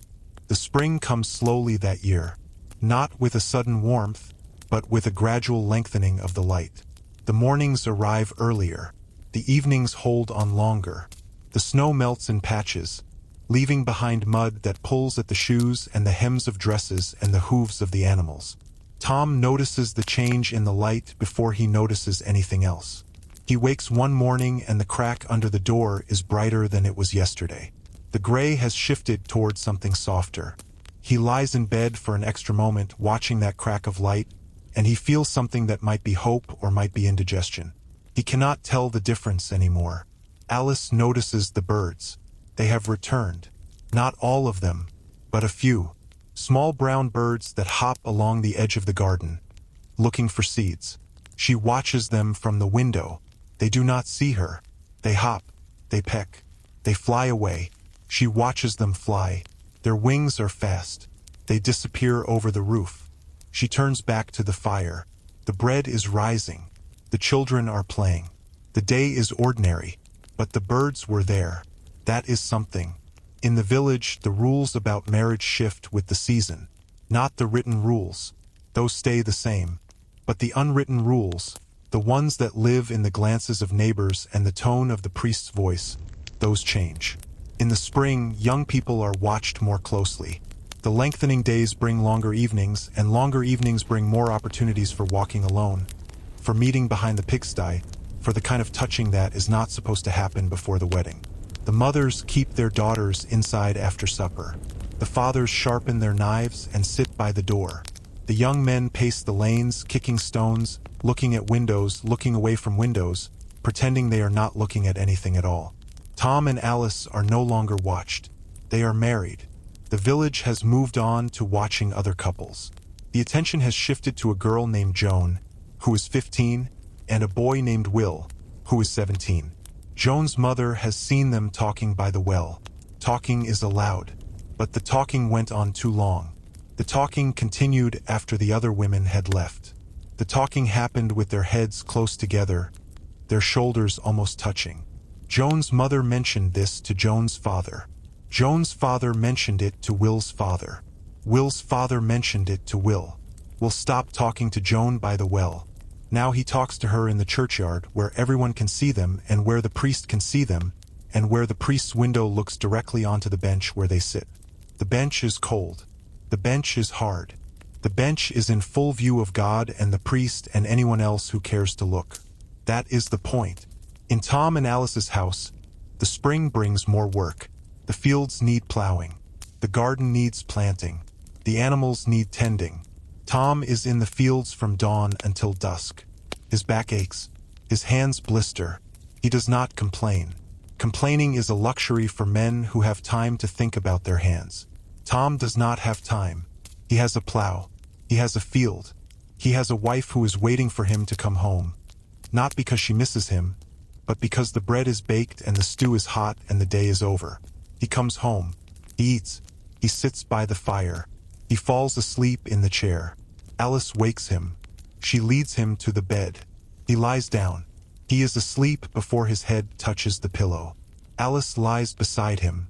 She listens to him breathe. His breathing is heavy. It is the breathing of a man who has used all his strength and has nothing left. She turns over. She faces the wall. She closes her eyes. She sleeps. The spring becomes summer. The summer is hot. The air is thick. The flies are everywhere. They land on the bread. They land on the children's faces. They land in the milk. Alice waves them away. They come back. She waves them away again. They come back again. She stops waving. She lets them land. The flies are part of the summer. The summer is part of the marriage. The marriage is part of the life. The life is a series of things that cannot be changed, only endured. She endures the flies. She endures the heat. She endures the weight of the children who climb into her lap even when her lap is already full. She endures the silence of Tom, who comes home too tired to speak. She endures the looks of her mother-in-law, who watches her every move, who measures the amount of flour she uses, who counts the eggs in the basket, who says nothing but whose silence is louder than any words. In the summer, the church relaxes some of the rules. Not the important ones, but the small ones. The ones about fasting. The ones about penance. The ones about what you can eat on which days. The priest announces from the pulpit that the faithful may eat eggs and cheese during the summer months, even on Fridays, because the summer is a time of abundance and God does not wish his children to suffer more than necessary. The villagers nod. They were eating eggs and cheese on Fridays anyway, but they nod. They appreciate the gesture. The priest is trying. That counts for something. In the autumn, Alice discovers she is pregnant. She does not discover it in the way you might think. There is no test. There is no doctor. There is only the absence of blood. The blood does not come. She waits. The blood still does not come. She waits longer. Her breasts grow tender. Her stomach turns at the smell of pork. She knows. She knows before she tells anyone. She knows in the way that women have always known, by the quiet language of the body, by the changes that are too small to name but too large to ignore. She tells Tom one night after supper. The children are asleep. The fire is low. She says, "I am with child." Tom looks at her. His face does not change. He says, "Good." He says nothing else. He goes to bed. He lies down. He stares at the ceiling. Alice lies beside him. She stares at the same ceiling. The stain is still there. The stain has not changed. They have changed. They are going to have a child. The child will sleep in the bed with them. The child will kick in its sleep. The child will cry. The child will grow. The child will leave. The cycle will continue. That is the shape of it. That is all. The pregnancy is hard. Alice is sick every morning. She is sick in the afternoon. She is sick at night. She vomits into a wooden bowl. She rinses the bowl at the well. She vomits again. Her mother-in-law watches. The mother-in-law says nothing. She brings Alice cups of water. She brings her pieces of dry bread. She does not say it will get better. She does not say it will get worse. She says nothing. The nothing is a kindness. Words would be too heavy. The silence is light. It floats between them. It asks nothing. It expects nothing. It is just there, like the air, like the fire, like the roof over their heads. Tom builds a cradle. He is not a carpenter. The cradle is crooked. One leg is shorter than the others. He puts a stone under the short leg. The cradle is level. He rocks the cradle with his hand. The cradle rocks. It does not tip over. It is good enough. He puts the cradle by the bed. He looks at the cradle. He looks at Alice. He looks at the cradle again. He goes outside. He stands in the yard. The wind is cold. The trees are bare. The sky is gray. He stands there until his hands are numb. Then he goes inside. He sits by the fire. He does not speak. Alice does not speak. The fire speaks, says crackle and hiss and pop. That is enough. The child is born in the winter. The birth is long. Alice labors through the night. The midwife comes. The midwife is old. Her hands are knotted. Her voice is low. She tells Alice to push. Alice pushes. The midwife tells her to rest. Alice rests. The midwife tells her to push again. Alice pushes again. The child comes. It is a girl. The girl is small. The girl is red. The girl cries. The cry is thin. It is the thinnest sound Alice has ever heard. She holds the child. The child stops crying. The child looks at Alice. The child's eyes are dark. They are the color of the well water. They are the color of the winter sky. They are the color of nothing and everything. Alice holds the child. She does not cry. She does not smile. She holds the child. That is enough. Tom comes into the room. He looks at the child. He looks at Alice. He looks at the child again. He says nothing. He sits on the edge of the bed. He touches the child's hand. The hand is small. It is smaller than his thumb. It closes around his finger. The grip is strong. Stronger than he expected. He looks at the hand. He looks at the face. The face is wrinkled. The face is old and new at the same time. He pulls his finger away. The child's hand opens. The fingers curl into the palm. Tom stands up. He goes to the fire. He adds wood. He watches the flames. The flames are the same as they were yesterday. He is not the same. He is a father. The word is small. The word is too small for what he feels. He does not know what he feels. He feels something. That is all. The child is named Marjorie. Not after Tom's mother. Not after Alice's mother. After Simon's wife. The one who died. Tom did not know her well. He saw her at church. He saw her at the well. He saw her walking to the market with her basket. He did not speak to her. But he remembers her. He remembers the way she stood. Straight. Still. As if the world could not touch her. He wants his daughter to stand that way. He wants the world to try to touch her and fail. He knows the world will not fail. The world never fails. The world always finds a way. But he wants it anyway. The wanting is a kind of prayer. He does not believe in prayer. But he wants. That is close enough. Marjorie grows. She grows in the way that all children grow. Slowly at first, then quickly. She learns to hold her head up. She learns to sit. She learns to crawl. She puts everything in her mouth. A stone. A stick. A piece of ash from the hearth. Alice takes the things out of Marjorie's mouth. Marjorie cries. Alice gives her a piece of bread. Marjorie puts the bread in her mouth. Marjorie stops crying. The cycle repeats. The days repeat. The weeks repeat. The months repeat. Alice is tired. She is always tired. She sleeps when Marjorie sleeps. She wakes when Marjorie wakes. Her body is not her own. It belongs to the child. The child pulls at her. The child needs her.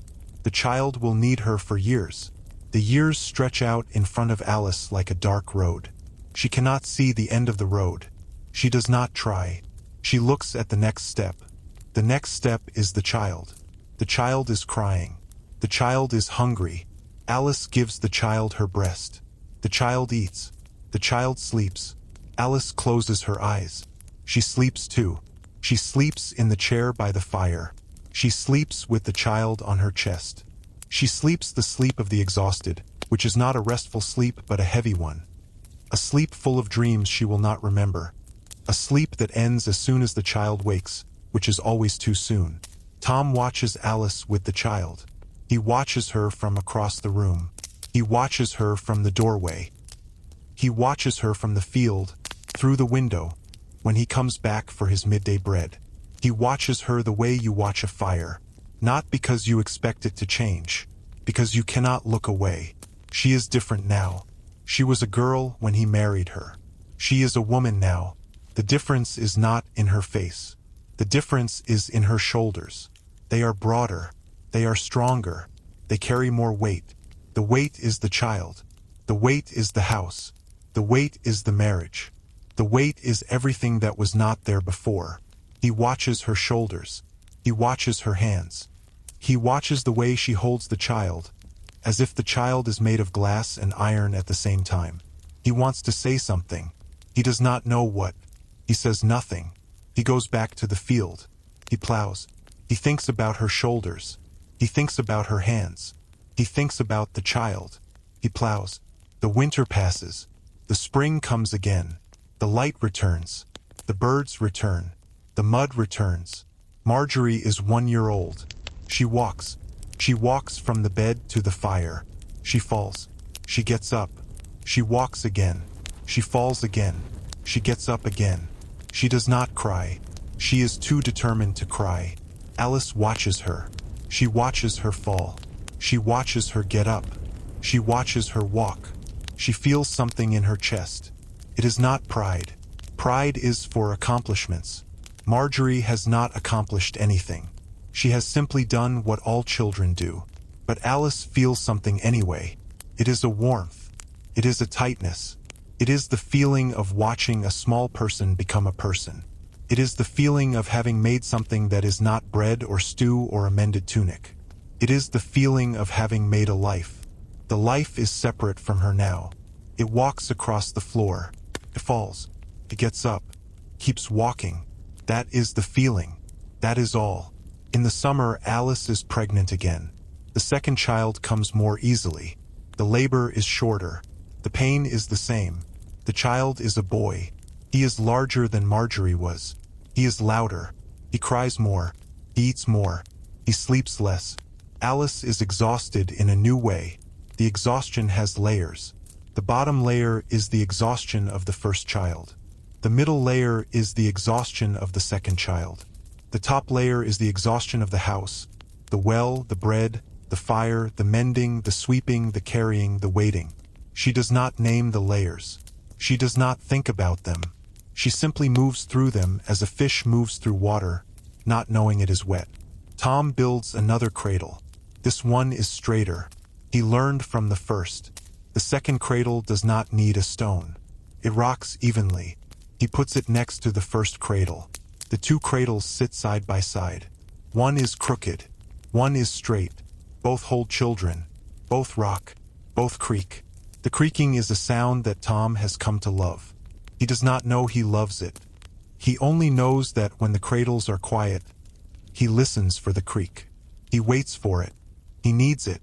The creak means the children are moving. The movement means they are alive. The aliveness means the world has not ended. Not yet. Not today. The years pass. They pass in the way that years pass when you are not watching them. Marjorie grows tall. The boy, whose name is John, grows strong. More children come.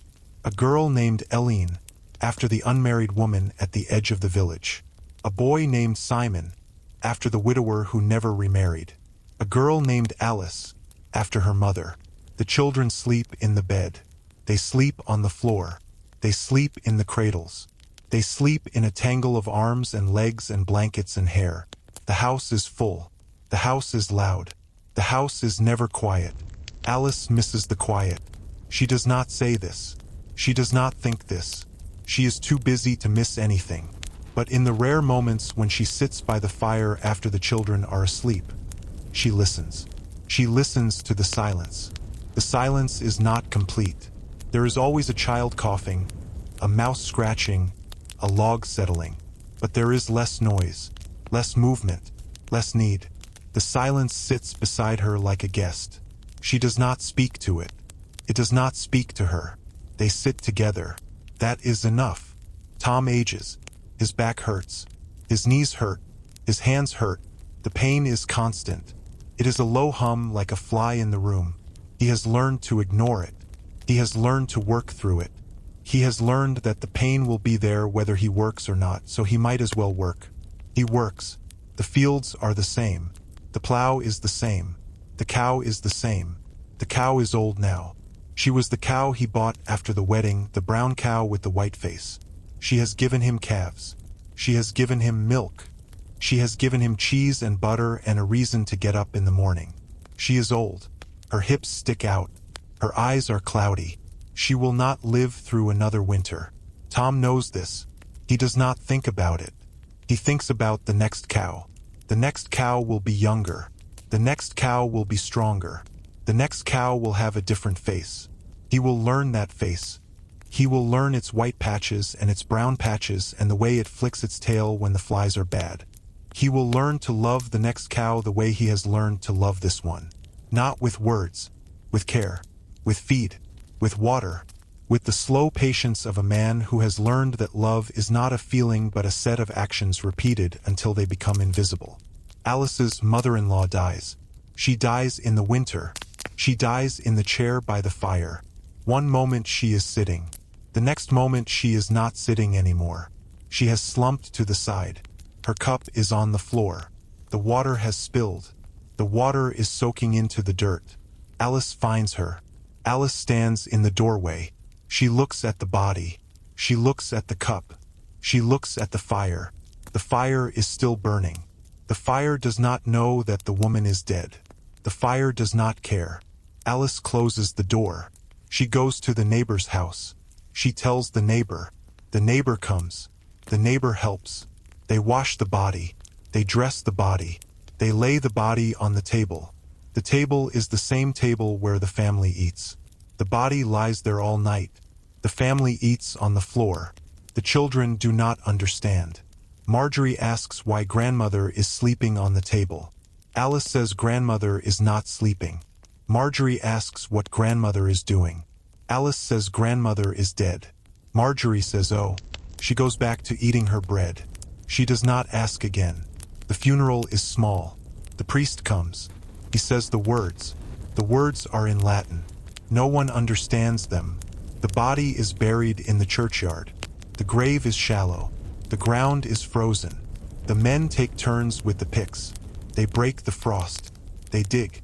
They lower the body. They cover it. They go home. Tom stands by the grave after the others have left. He stands alone. The wind blows. The snow begins to fall. The snow covers the fresh dirt. The grave disappears under the white. Tom turns away. He walks home. He goes inside. He sits by the fire. Alice gives him a cup of water. He drinks it. He sets the cup down. He does not speak. Alice does not speak. The children are playing in the corner. The fire crackles. The night comes. The family goes to bed. Tom lies awake. He thinks about his mother. He thinks about her hands. He thinks about the way she stirred the pot.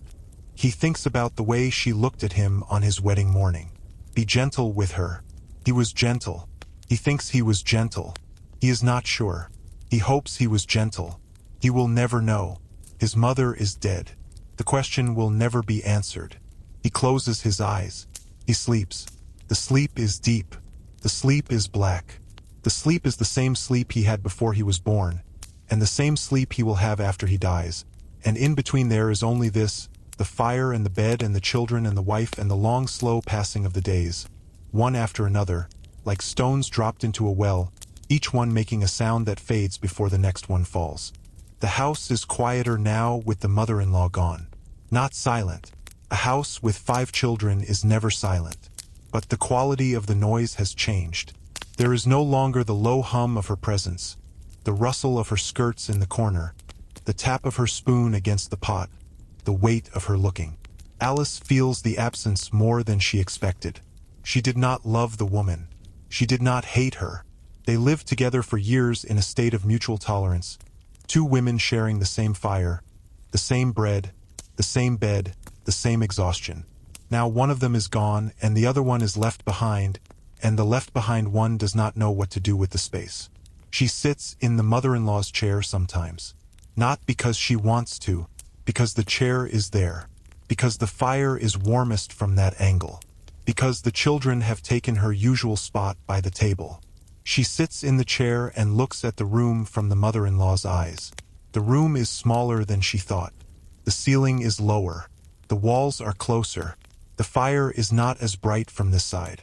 She wonders if the mother-in-law saw the room this way, small, dark, a little sad. She will never know. She gets up. She goes back to her own spot by the table. The chair sits empty. The fire warms it anyway. The fire does not care who sits in front of it. Tom notices the emptiness differently. He notices it at the table. His mother's place is empty. No bowl, no cup, no bread. He looks at the empty space. He looks away. He eats his stew. The stew tastes the same. He does not taste it. He chews. He swallows. He chews again. The children talk. Marjorie is telling a story about a frog she found in the garden.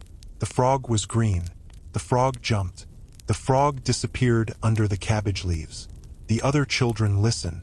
They do not believe her. They have never seen a green frog. The frogs in this village are brown. Marjorie insists. The frog was green. She saw it. The other children shake their heads. Marjorie starts to cry. Alice tells her to stop crying. Marjorie stops crying. She eats her stew. The frog is forgotten. The meal continues. The empty place at the table is still empty. It will be empty tomorrow. It will be empty forever. That is what death means. It means an empty place that never gets filled. The seasons turn. The children grow. Marjorie is 7. She can carry water from the well. She can sweep the floor. She can watch the younger children while Alice bakes the bread. She is helpful. She is also stubborn. She argues with her mother. She argues with her father. She argues with the neighbors. She argues with the priest, who comes to the house to collect the tithe and ends up in a debate about whether a chicken counts as 1/10 of a flock or 1/10 of a chicken's value. The priest is amused. The priest is also tired. He gives up. He takes the chicken. He goes home. Marjorie watches him go. She crosses her arms. She says nothing. The nothing is louder than any words. John is 5. He is quiet. He is the quietest child Alice has ever seen. He does not argue. He does not cry. He does not laugh. He watches. He watches everything. He watches his mother knead the bread. He watches his father sharpen the scythe. He watches the mice run along the wall. He watches the fire burn.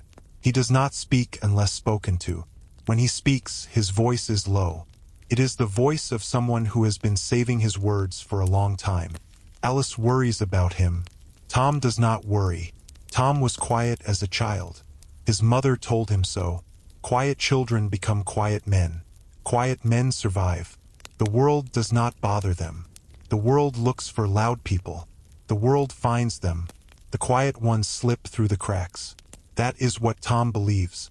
That is what he tells himself. He does not tell John. John does not need to be told. John already knows. Eileen is 3. She is named after the unmarried woman at the edge of the village. The unmarried woman is still there, still unmarried, still living with her blind mother. Her mother is still alive. The two of them have become a fixture, like the oak tree, like the well, like the church.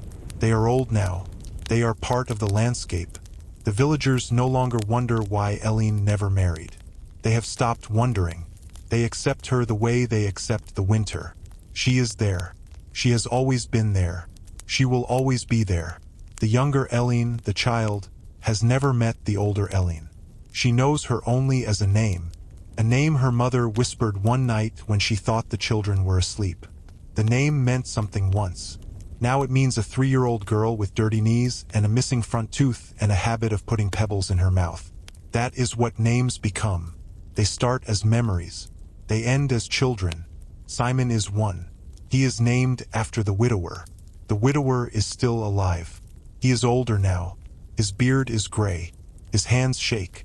He still lives alone. He still sleeps in the cold bed. He still does not fix the leak in the roof. The stain on the ceiling has grown, covers half the plaster. It looks like a map of a country that does not exist. Simon does not look at it anymore. He has stopped looking at the ceiling. He looks at the floor. The floor is dirt. The dirt is packed hard. There is a crack in the dirt, a thin crack that runs from the hearth to the door. Simon follows the crack with his eyes. He follows it back and forth, back and forth. The crack is his map now. It is the only map he needs. The youngest Alice is a baby. She is 3 months old. She sleeps most of the time. When she is awake, she cries. She cries for milk. She cries for warmth. She cries because she is a baby and crying is the only language she knows. Alice, her mother, gives her milk. The baby stops crying. The baby sleeps. The cycle repeats. Alice is tired. She is always tired. She has been tired for so long that she does not remember what it feels like to be not tired. Tired is her normal. Tired is the baseline. Everything else is just more tired. One evening, after the children are asleep, Tom and Alice sit by the fire. They are alone. The children are in the bed. The baby is in the cradle. The fire is low. Tom speaks. He says, "We have been married for 8 years. Alice says, "Yes." Tom says, "It feels longer." Alice says nothing. Tom says, "It feels shorter." Alice says nothing. Tom says, "I do not know what I mean." Alice says, "Neither do I." They sit in silence. The fire pops. A spark flies up the chimney. Tom reaches over. He touches Alice's hand. She does not pull away. She does not squeeze back. She lets her hand rest under his. The fire crackles. The baby makes a sound in her sleep. The sound is small. It is the sound of a dream or a gas bubble or nothing at all. Tom takes his hand away. He stands up. He goes to the bed. He lies down. Alice stays by the fire. She sits in the mother-in-law's chair. She looks at the room from that angle. The room is small. The ceiling is low. The fire is warm. She closes her eyes. She does not sleep. She sits. The fire burns down. The room gets cold. She opens her eyes. She goes to the bed. She lies down beside Tom. He is asleep. His breathing is slow. She listens to him breathe. She matches her breathing to his. The rhythm is old. It is the rhythm of 8 years of marriage. It is the rhythm of two people who have learned to breathe together without meaning to. She closes her eyes. She sleeps. The next morning, Tom wakes first. He builds the fire. He wakes the children. He gives them bread. He goes to the fields. Alice wakes later. She feeds the baby. She sweeps the floor. She carries water from the well. The day is ordinary. The days are always ordinary. That is the nature of days. They come. They go. They leave behind nothing but the memory of having been there, and even that memory fades like the stain on the ceiling, like the crack in the dirt, like the name of a woman who never married, spoken so softly that only the mice heard it. In the village, a young couple is preparing for their wedding. The boy is named Peter. The girl is named Agnes. They are 16. They have known each other since they were children. Their families have agreed to the match. The banns have been read. The wedding is in 3 days. Peter and Agnes are not allowed to be alone together. They follow the rule. Mostly. Sometimes they meet behind the church. They do not touch. They talk. They talk about the house they will live in. It is Peter's father's house. Peter's father is old. He will give them the main room. He will move to the smaller room at the back. The smaller room has no window. It is dark. It is cold. Peter's father does not care. He is old. He has slept in dark rooms before. He will sleep in a dark room again. That is the shape of life. You start in a dark room. You end in a dark room. In between there is light. Not much, but some. Agnes is afraid. She does not tell Peter. She tells her mother. Her mother listens. Her mother says nothing. Her mother holds her hand. The hand is rough. The hand is warm. The hand has been through this before. 3 times. 3 weddings. 3 husbands. 3 beds. 3 sets of sheets. Some of them had blood. Some of them did not. The mother does not tell Agnes this. She holds her hand. That is enough. The hand says what the mouth cannot. You will survive. You will be fine. You will not be fine. You will survive. That is the same thing, or it is not, but it will have to be enough. The wedding comes. The day is cold. The church is cold. The priest is the same young man from before. He is not young anymore. He is middle-aged. His hair is thinning. His hands do not shake. He has performed many weddings. He knows the words by heart. He does not stumble. He says the words. Peter and Agnes say the words. The ring is placed. The kiss is given. The kiss is quick. It is a peck. It is the kind of kiss you give your grandmother. It is not the kind of kiss you give your wife on your wedding night. That kiss will come later. That kiss will be different. That kiss will be in the dark, with the fire low and the door closed and the neighbors gone. That kiss is waiting. It is patient. It has been waiting for 16 years. Can wait a few more hours. The feast is at Peter's father's house. The house is crowded. The neighbors have come. They bring food, a loaf of bread, a piece of cheese, a jar of pickled eggs, a small cask of ale. The ale is stronger than usual. Peter's father paid extra for the good ale. He wants the neighbors to remember this wedding. He wants them to say, years from now, that was a good wedding. The ale was strong. The bread was fresh. The bride was pretty. The groom was nervous. The neighbors will remember. They will remember because they have nothing else to remember. Their own weddings are behind them. Their own lives are ahead of them, which is to say, there is nothing ahead but the same days, the same nights, the same bread, the same ale, the same fire. A wedding is a break in the pattern. A wedding is a crack of light in the gray. They will remember it. They will talk about it. They will talk about it until the next wedding, which will be soon enough. There is always a next wedding. The village is a machine that produces weddings the way the fields produce wheat. It never stops. Cannot stop. If it stopped, the village would end. And the village cannot end. The village is all they have. Peter and Agnes leave the feast. They walk to Peter's father's house. The house is empty. Peter's father has gone to the neighbor's house. He will sleep on the floor. He will return in the morning. Peter and Agnes have the house to themselves. They have one night of privacy. Then the father will return, and the house will be full again, and the privacy will be gone, and they will learn to be married in the space between the old man's snoring and the sound of the wind in the thatch. Peter builds the fire. He adds 3 logs.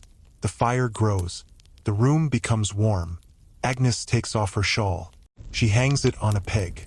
She stands by the fire. She does not look at Peter. Peter stands by the table. He does not look at Agnes. They are in the same room. They are alone. They are married. They have no idea what to do next. The rules say they must consummate the marriage. The rules do not say how. The rules do not say who speaks first. The rules do not say whether the fire should be left burning or put out. The rules are silent on the small details. The small details are the only details that matter.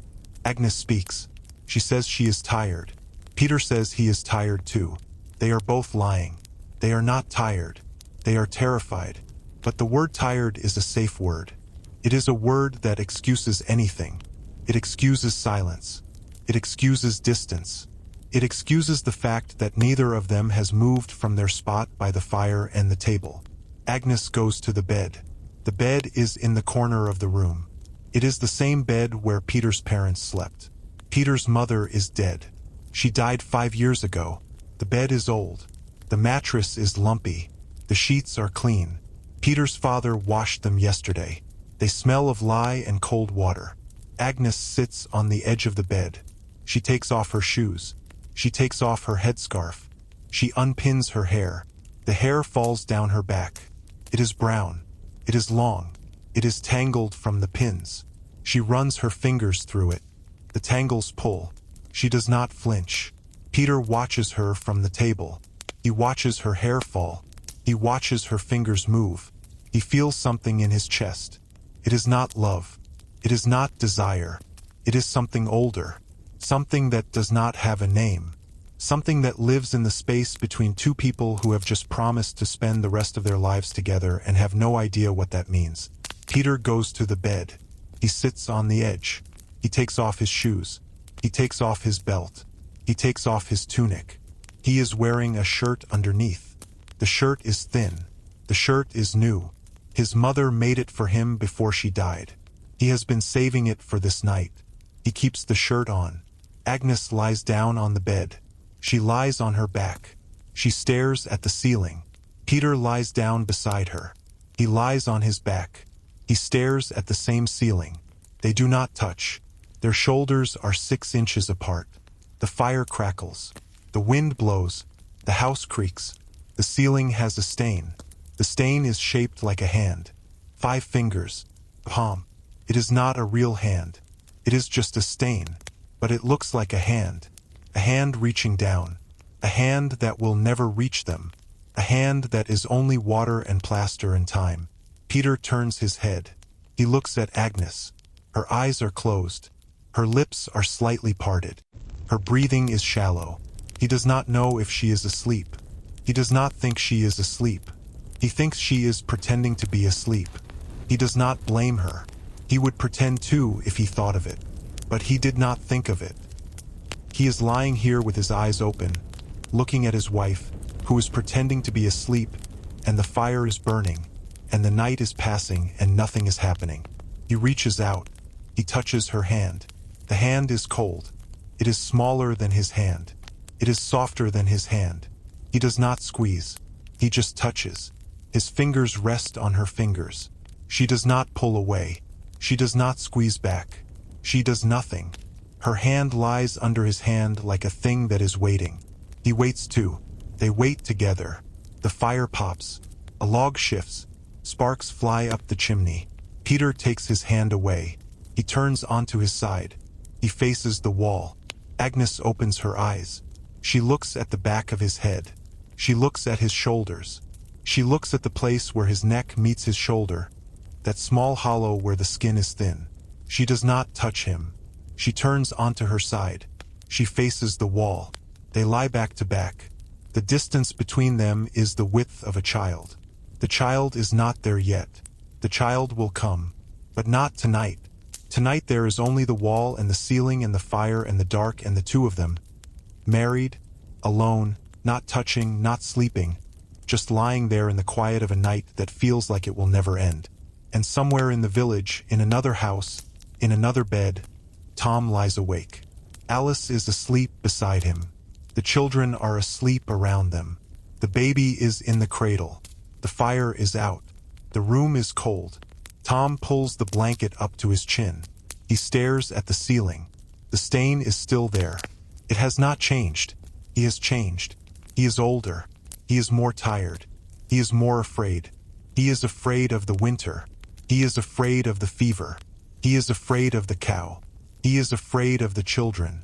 He is afraid of the silence that grows longer every year, the silence between him and Alice, the silence that used to be comfortable and is now just silence. He does not know how to fill it. He does not know if it should be filled. He only knows that it is there, like the stain, like the crack in the dirt, like the cold that seeps through the walls no matter how much wood he burns. He closes his eyes. He does not sleep. He lies in the dark with his eyes closed. And he thinks about the sound of Alice's voice. She has a low voice, a sleepy voice. She speaks slowly, as if she has all the time in the world. She does not have all the time in the world. Neither does he. Neither does anyone. But she speaks as if she does. That is what he loves. He does not know he loves it. He only knows that when she speaks, the silence goes away for a little while. And when she stops speaking, the silence comes back. And the silence is patient. The silence will always be there. The silence is the oldest thing in the room. Older than the bed. Older than the house. Older than the rules. The silence was here before they were born. The silence will be here after they are gone. And in between, there is only this. The fire and the bed and the children and the dark and the sound of someone breathing next to you, in and out, the only proof that you are not alone, the only proof that you have ever been here at all.